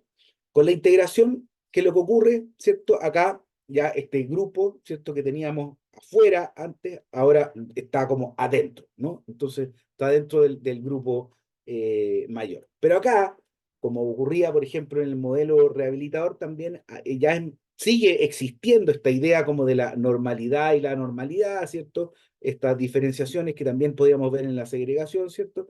Pero acá esta membrana es como permeable como hacia un puro lado, se podría decir, ¿no? En la medida en que una persona pueda rehabilitarse, ¿cierto? Como veíamos en el modelo rehabilitador, va a poder transitar desde acá hacia este otro espacio. También lo que ocurre en los espacios educativos, colegios, escuelas de integración, ¿no? Donde vemos muchas veces que hay como un salón, ¿cierto? Que está dedicado exclusivamente a niños, niñas con discapacidad, que están en el marco como de un espacio educativo mayor, ¿cierto? Donde hay niños, niñas sin discapacidad, pero están ahí también como aparte, adentro, pero como aparte, ¿no? Con sus propios profesores y qué sé yo, ¿no? Y esto es diferente a lo que vemos en la inclusión, donde acá finalmente lo que se ha optado, ¿cierto? O lo que se ha logrado más bien es de derribar, ¿cierto? Las barreras que establecían estos distintos como espacios, ¿no? Y acá finalmente lo que se posibilita, recuerden cuando hablábamos de inclusión en el primer módulo y decíamos cómo esta transformación como radical de las estructuras de los sistemas sociales que permiten que todas las personas se desenvuelvan, ¿cierto? Adecuadamente y en base a sus propios intereses, ¿no? Y en la máxima capacidad posible. Entonces, eso es lo que ocurre cuando pensamos en inclusión, ¿no? Acá como que se han derribado las barreras, ¿no? Efectivamente, si pensamos ya, por ejemplo, también nuevamente el ejemplo de un espacio educacional de inclusión, inclusivo, puede perfecto, acá, ¿qué es lo que vamos a tener? Vamos a tener compartiendo en las mismas aulas a niños con y sin discapacidad y probablemente sí contando con apoyos, profesores o profesoras, tutores, qué sé yo, pero dentro del mismo espacio. A ver, hay alguna pregunta. La Jennifer. Ya, bueno, que te vaya bien, Jennifer. Ahí sigues viendo lo que te queda en el video. Entonces, de eso es con lo que hablamos cuando hablamos de estos distintos tipos de relación, ¿no? Vamos pasando desde la exclusión, la segregación, la integración, la inclusión. La inclusión es lo que buscamos finalmente, ¿no? No estos espacios de integración que sean como también como construyendo ciertos lugares como muy protegidos al interior, no. Tampoco estos guetos que ocurren en la segregación, sino que finalmente la transformación de las estructuras para que puedan todas las personas desempeñarse, desenvolverse de manera adecuada, ¿no? Aquí también hay algunas diferencias entre integración e inclusión, como para detallar un poco más, ¿no? Vamos a señalar algunas nada más, ustedes pueden revisarlas después porque nos va quedando como poco tiempo, pero esto que les decía, la integración considera transformaciones más superficiales, mientras que en la inclusión las rupturas son más transformadoras, más revolucionarias, podríamos decir de alguna manera. Existe una ruptura con los sistemas, ¿no? Acá se van a tender a disfrazar, enmascarar, ¿cierto? Algunas limitaciones, ¿cierto? En cambio acá no pues se han abordado como las causas, ¿no? Que generaban esto, ¿no? Acá esta se basa en la equidad, ¿cierto? En la cooperación, está más bien en los principios de igualdad, ¿cierto? Y competencia, que tiene que ver con esto que ponemos acá, ¿no? Que tiene que ver con la idea de equidad e igualdad, ¿no? Acá tenemos, por ejemplo, igualdad. Están todos con la misma bicicleta, ¿no? Pero cada uno y cada una aquí tiene distintas características que le hacen poder participar con esa bicicleta de iguales características, ¿cierto? A uno no participar, a otro hacérsele mucho más difícil, a otro quedarle bien, a otro quedarle chica. Mientras que en la equidad, cada uno, ¿cierto?, tiene la bicicleta que necesita. Entonces, si hacemos esta pregunta, ¿cuál de estos principios se relaciona mejor con la inclusión? Debiéramos responder que evidentemente es la equidad, porque va a generar respuestas, ¿cierto?, que, que se basan, ¿cierto?, en las características de cada uno, ¿no? Y que implica una modificación radical en las estructuras sociales, ¿vale? ¿Se entiende esto, chiquillos, bien? Sí. Ya, vamos a avanzar porque me queda poco tiempo. ¿Cómo lo hemos pasado? ¿Está medio fome en la clase o estamos bien? ¿Estamos bien? Hace calor, eso sí, pero bueno, ya. Uso incluyente y excluyente del lenguaje. Aquí tenemos como varias cosas que vamos a abordar, ¿no? Ay, no se me pasa aquí. Ya. Ah, y aquí vamos a ver otro video. Este video es súper entretenido también. Nos habla de. Hay una idea aquí que quiero que rescaten, que es esta idea del especialito, ¿no? Este video nos habla de cómo sería como un mundo al revés, en el que la normalidad, entre comillas, fuera que las personas tuvieran parálisis cerebral y que los anormales fueran las personas que no tienen parálisis cerebral. Y cómo lo que ocurre ahí, como esta idea de los especiales, quiénes son las personas especiales, ¿no? Veamos de qué se trata.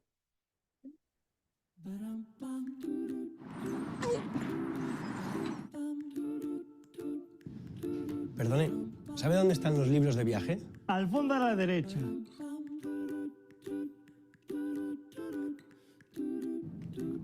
Al fondo a la derecha. ¿Me has entendido? Sí. ¿Cómo te gusta que te llamen persona sin parálisis o especial? Juan. Me gusta que me llamen Juan. Especialito. Hola, especialito. Mira qué estiradito camina el especialito. ¿A dónde vas con tus amigos los especialitos? ¡Especialito! ¡No te vayas! ¡Quédate con nosotros! ¡Especialito! ¿Ya saben lo que van a tomar? Lentejas y pescado. ¿Y el campeón qué va a querer? Yo quiero pollo. No, el pollo no le gusta y se puede atragantar. Pero si a mí me encanta el pollo. Pues macarrones entonces. Ya verás lo grande y fuerte que te pondrás. ¿Y yo por dónde voy?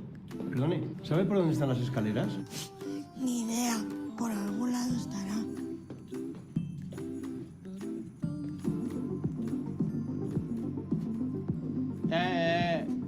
¿Dónde vais? No, había así, especial. Tú puedes pasar, pero tu amiguito no. Pero si lo único que queremos es pasarlo bien. Pasarlo bien, pasarlo bien. Anda, coge a tu amiguito y llévalo al parque a pasarlo bien. Le hemos cogido en prácticas para colaborar con personas en su misma situación. ¿Le vas a contratar? ¿Contratar? Ni de coña.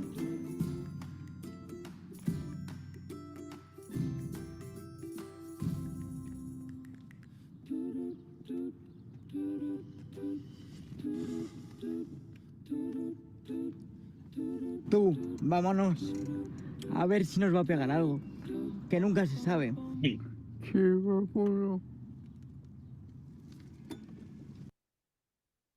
Bien, hay aquí un comentario. Sí, estamos pensando. Bien, bueno, la idea que quería como que nos quedara con esta idea como del especialito, ¿no? De esta, de cómo se le nombra a las personas con discapacidad. Y acá tenemos una tabla comparativa que quizás pueden ver el PPT, imprimirla, pegarla en su escritorio ahí para que nunca se les olvide y la tengan a mano. En la columna verde, obviamente, todas las maneras correctas de referirnos a las personas con discapacidad, y en la roja, formas incorrectas. Veamos acá que, por ejemplo, hay como una fórmula, se podría decir. En todas dice persona con discapacidad física, persona con discapacidad intelectual, en fin, persona con discapacidad auditiva o persona sorda, persona con baja audición. Siempre siguiendo esa fórmula que pone primero a la persona, luego la condición. Usos incorrectos, ¿no? El discapacitado, el incapacitado. ¿Qué es el incapacitado? Uno que no tiene capacidad, ¿no? El minusválido, que es una persona que tiene, que vale menos, o el inválido, que ni siquiera tiene como validez, ¿no? Como una tarjeta, cuando aparece la tarjeta inválida. O esto de las capacidades diferentes o las habilidades especiales, que ya lo hemos conversado, ¿no? Todos tenemos capacidades diferentes, habilidades especiales, no sé, algunos quizás. O estas expresiones como el manco, el cojo, el paralítico, el lisiado tuyo, todas esas están contrarias al lenguaje inclusivo, ¿no? Esta idea del invidente o el no vidente, ¿no? Que también es incorrecta, ¿no? ¿Quiénes son los videntes? Los videntes son como los que ven más allá de lo evidente, ¿no?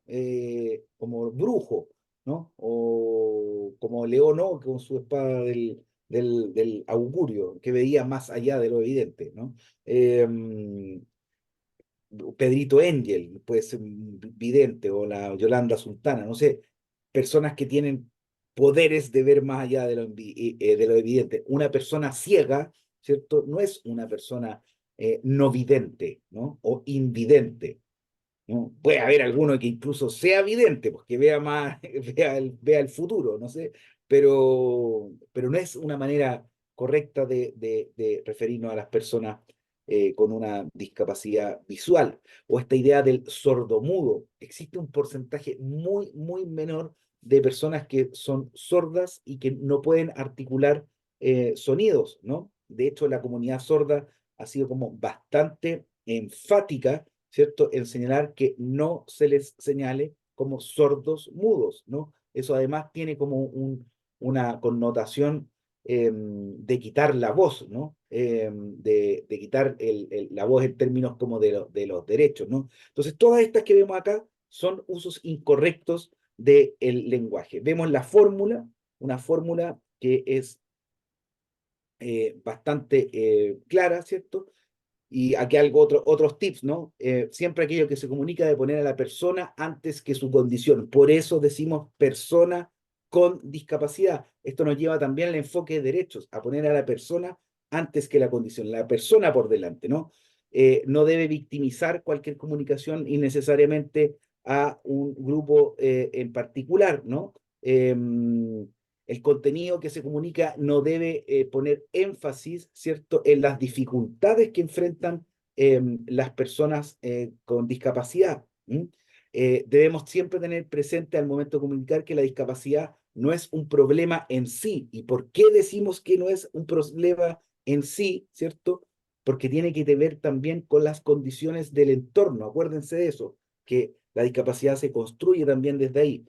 Que el lenguaje que se utilice debe estar desprovisto de conceptos errados, como los que veíamos en la lámina anterior, y que tampoco debemos categorizar, entender la discapacidad solo como una condición de salud, y que siempre se debe incorporar esta variable contextual de las barreras del entorno, ¿no? Acá tenemos otro pequeño video de el Lucho Miranda, que es un comediante. Él trabajaba con nosotros antes y nos habla específicamente de esto que estábamos diciendo. Ahí. A la gente con discapacidad no se le dice gente con habilidades especiales, a menos que esta persona tenga superpoderes y pueda mover objetos.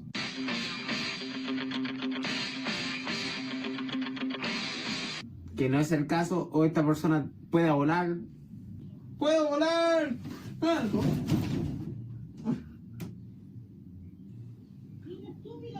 Me saqué la chucha, güey. Entonces, a la gente con discapacidad se le dice gente en situación de discapacidad. No somos especiales, somos igual que todos. Bueno, acá el Lucho pone un tema que nadie me ha preguntado hasta el momento, que suelen preguntarme, que ¿cómo se dice? ¿Persona con discapacidad o persona en situación de discapacidad? La verdad es que en Chile se aceptan ambas expresiones, ¿no?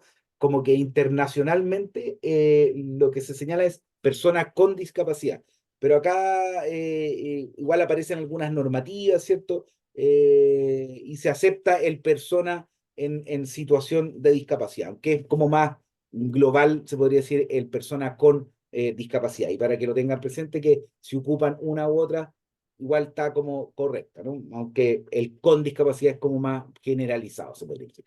Reglas generales, cosas que recordemos, que tiene que ver con que la discapacidad se referencia a una condición, no a un grupo de personas, por eso no decimos discapacitados tampoco, ¿no? No es el grupo de personas.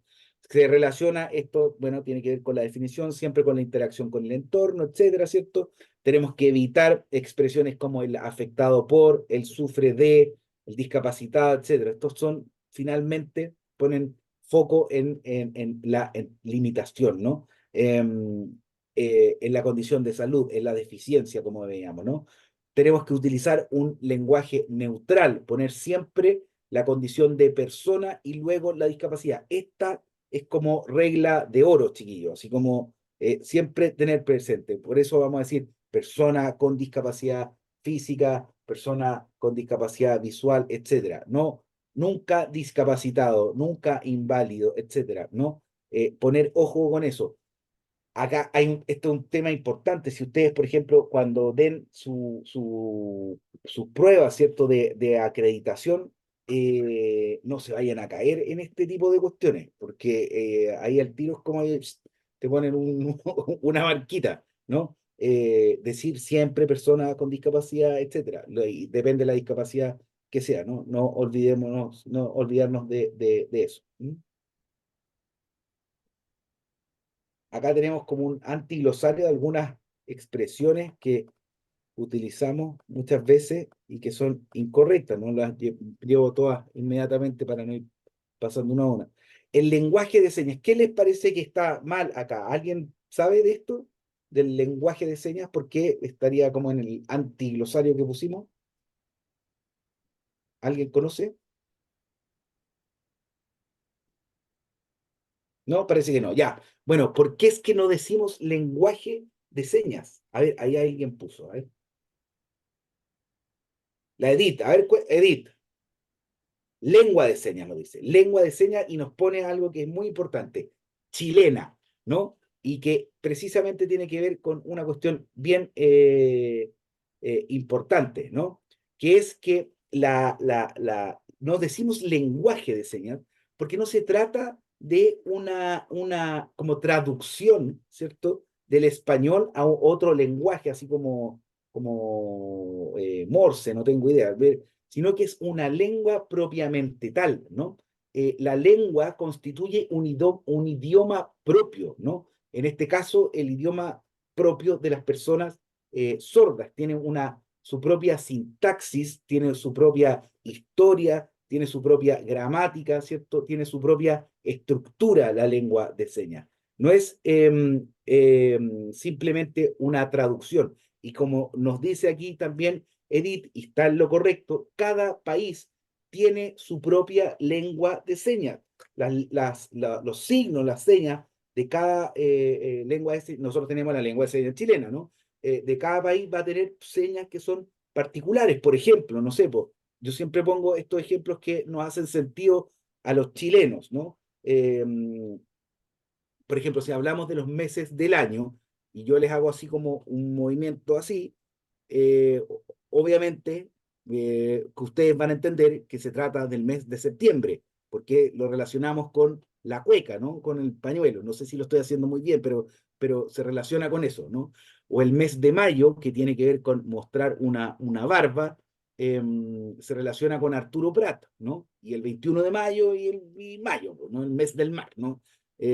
Ahora, como yo tengo la barba cada vez más blanca, la otra vez hice este mismo ejemplo y me dijeron diciembre, porque era como el viejito pascuero, pero no, se trata del mes de mayo. Incluso, por ejemplo, cuando estábamos en la pandemia, se tuvieron que poner de acuerdo de distintos como regiones del país para ver cómo hacíamos el signo de la cuarentena, ¿no? Que no sé si se acuerdan, pero era como una casita y que estábamos adentro de la casita, ¿no? Que esa seña no existía antes, pues, porque no estaba como en el vocabulario, ¿no? Nadie hablaba de cuarentena. Entonces, tiene también esta historia, ¿cierto? Esta sintaxis, ¿no?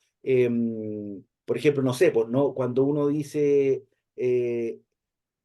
la clase de hoy estuvo buena, uno no ocupa como los artículos en lengua de señas, ¿no? Dice clase hoy buena, como que más tiene otra estructura, ¿no? Entonces, no es simplemente como una traducción, ¿no?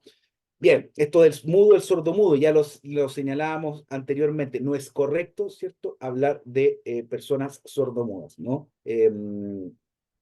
Hablamos de personas sordas, personas con discapacidad auditiva.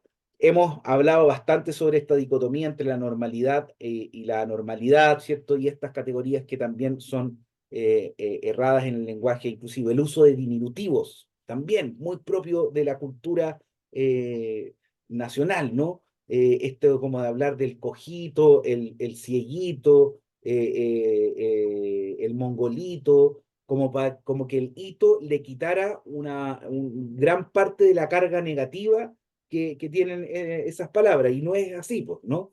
Es como que en eso disminuimos nosotros, le ponemos como que le bajamos la intensidad, ¿m? Pero tampoco es correcto, ¿no? Aquí vamos a ver algunos ejemplos. Bueno, y como también, bueno, lo que decíamos, especiales son las pizzas o el completo tomate mayo es especial. Los enfermos están en los hospitales, atrasados vienen los buses, angelitos hay en el cielo, ¿no? Que también tiene que ver con esta idea de los niñitos, los angelitos. Niñitos síndrome de Down son unos angelitos, ¿no? El Lucho Miranda tiene un chiste que dice, claro, cuando a mí me decían que era un angelito, pero saben que me iba a morir luego, y que también tiene que ver con una idea de restar como derechos sexuales, ¿no? Los ángeles no son seres que tengan sexualidad, entonces también está esa idea como por detrás. Ojo con eso, que esos como subtextos que muchas veces hay. Las capacidades diferentes las tiene una olla, las capacidades especiales los superhéroes, ¿no? Acá tenemos algunos ejemplos, y me voy a tomar un par de minutos más, chiquillos, ojalá que puedan quedarse un par de minutitos, si no, no es más que eso. Acá tenemos algunos ejemplos de en publicaciones de diario, ¿no? Que nos muestran cómo se puede observar como un lenguaje que no es inclusivo y como el mismo titular, comunicando exactamente lo mismo, cambiando un par de palabras, se hace inclusivo. Esto es de una publicación mexicana que hicieron un estudio sobre esto, y después tenemos un par de ejemplos de Chile, ¿no? Acá dice, abogan por inclusión de débiles visuales, ¿no? Entonces, hay un lenguaje ahí peyorativo, ¿no? Lo mismo, abogan por la inclusión de personas con baja visión. Totalmente entendible. Acá dice, inicia programa piloto, nunca he podido leer bien qué dice ahí, con la entrega de tarjetas para personas con necesidades especiales. ¿Mm? Y la manera correcta habría sido inicia programa piloto con la entrega de tarjetas para personas con discapacidad. ¿Mm? Tal cual veníamos diciendo. Padecen Alzheimer 1 millón de personas en México. Viven Alzheimer 1 millón de personas en México. ¿Mm? Acá esto es de nuestro canal TVN, ¿no? Encuesta busca generar plan nacional de cuidado, la dura realidad de cuidadores y discapacitados. ¿Mm? Aquí quiere decir personas con discapacidad. ¿Mm?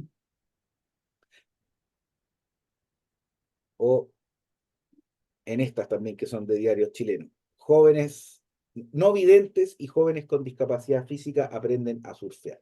¿Mm? Así que jóvenes con discapacidad física y sensorial o visual, vamos a ver la parte de clase, cómo se clasifican las discapacidades, ¿cierto? Deberá decir eso. Los discapacitados sufren de discriminación laboral. Los discapacitados y esta idea del sufrimiento también, ¿no? Que ya señalábamos antes. Bien, chiquillos, para no quitarles más tiempo, hemos estado acá desde lo que hemos conversado y también haciendo vínculo con lo que veíamos en en la sesión anterior, ¿no? Que tiene que ver con diversidad, que tiene que ver con inclusión, que tiene que ver con comunicación inclusiva. Tenemos que entender que la inclusión se asocia, ¿cierto?, con esta capacidad de aceptar al otro, de vivir en armonía, de aceptar las diferencias. Si la misma sociedad, podemos decir, promueve entorno inclusivo, vamos haciendo que las barreras se vayan derribando, ¿no?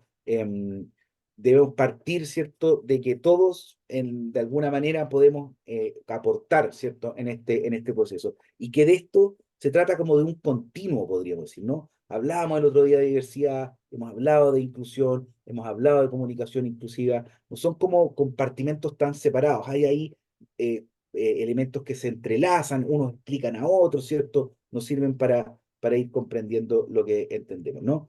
Pero sí hay que tener claro que una comunicación más inclusiva nos va a ayudar a redefinir el mundo que nos rodea y a tener presente toda la diversidad. Como decíamos al principio, ¿cierto? La identificación de las barreras es súper importante y sobre todo estas que hablábamos, las barreras actitudinales, estas barreras culturales que pasan por el lenguaje, cómo nos relacionamos, cómo nos comunicamos. Hay que prestar atención a ello. Recuerden lo que les decía, las propias personas con discapacidad reconocen y señalan que estas son las barreras más difíciles de derribar y se trata de estos estereotipos, de estos prejuicios. Entonces, lo que hemos venido haciendo un poco es ir trabajando como la estructura de cómo funcionan este tipo de barreras y para tener herramientas para poder ir detectándolas, ¿cierto? Y estableciendo estrategias que nos permitan ir derribando estas barreras, ¿no? Quien elige una palabra construye un mundo, elijamos construir un mundo para todas las personas. Todos tenemos una responsabilidad social con nuestros hijos, etcétera, etcétera, y que tenemos que ir avanzando en este ámbito, ¿no? Con eso, chicas, chicos, termino por el día de hoy. Voy a dejar de compartir para ver si les puedo ver las caras. Ahí está la Dani. Gracias, Felipe. Nada, pues, hay prueba también de este módulo, así para que no se olviden de desarrollarla y nos veremos a lo mejor en una próxima oportunidad, que no sé si les toca de nuevo conmigo. Parece que no. No, me parece que no. Así. Pero de todas maneras, Felipe, aprovecho de comentarles a Mónica, a las personas que comentaron que no habían podido abrir la PPT del módulo 2, se las envié por correo, ¿ya? Por lo general sucede esto porque el archivo es pesado, ¿ya? Pero les envié el link por correo para que lo puedan revisar y me cuentan si pudieron abrirlo, ¿ya? Espero que les haya gustado la clase. Sí, Nos vemos muchas gracias. en el próximo módulo. Gracias a ustedes por participar. Y eso, Felipe, tú eres el anfitrión. Chao, chao, que estén súper bien. Chao, que Chao, estén bien. muchas gracias. Excelente clase. Bueno, Gracias, chao, chao. chao, que estén bien.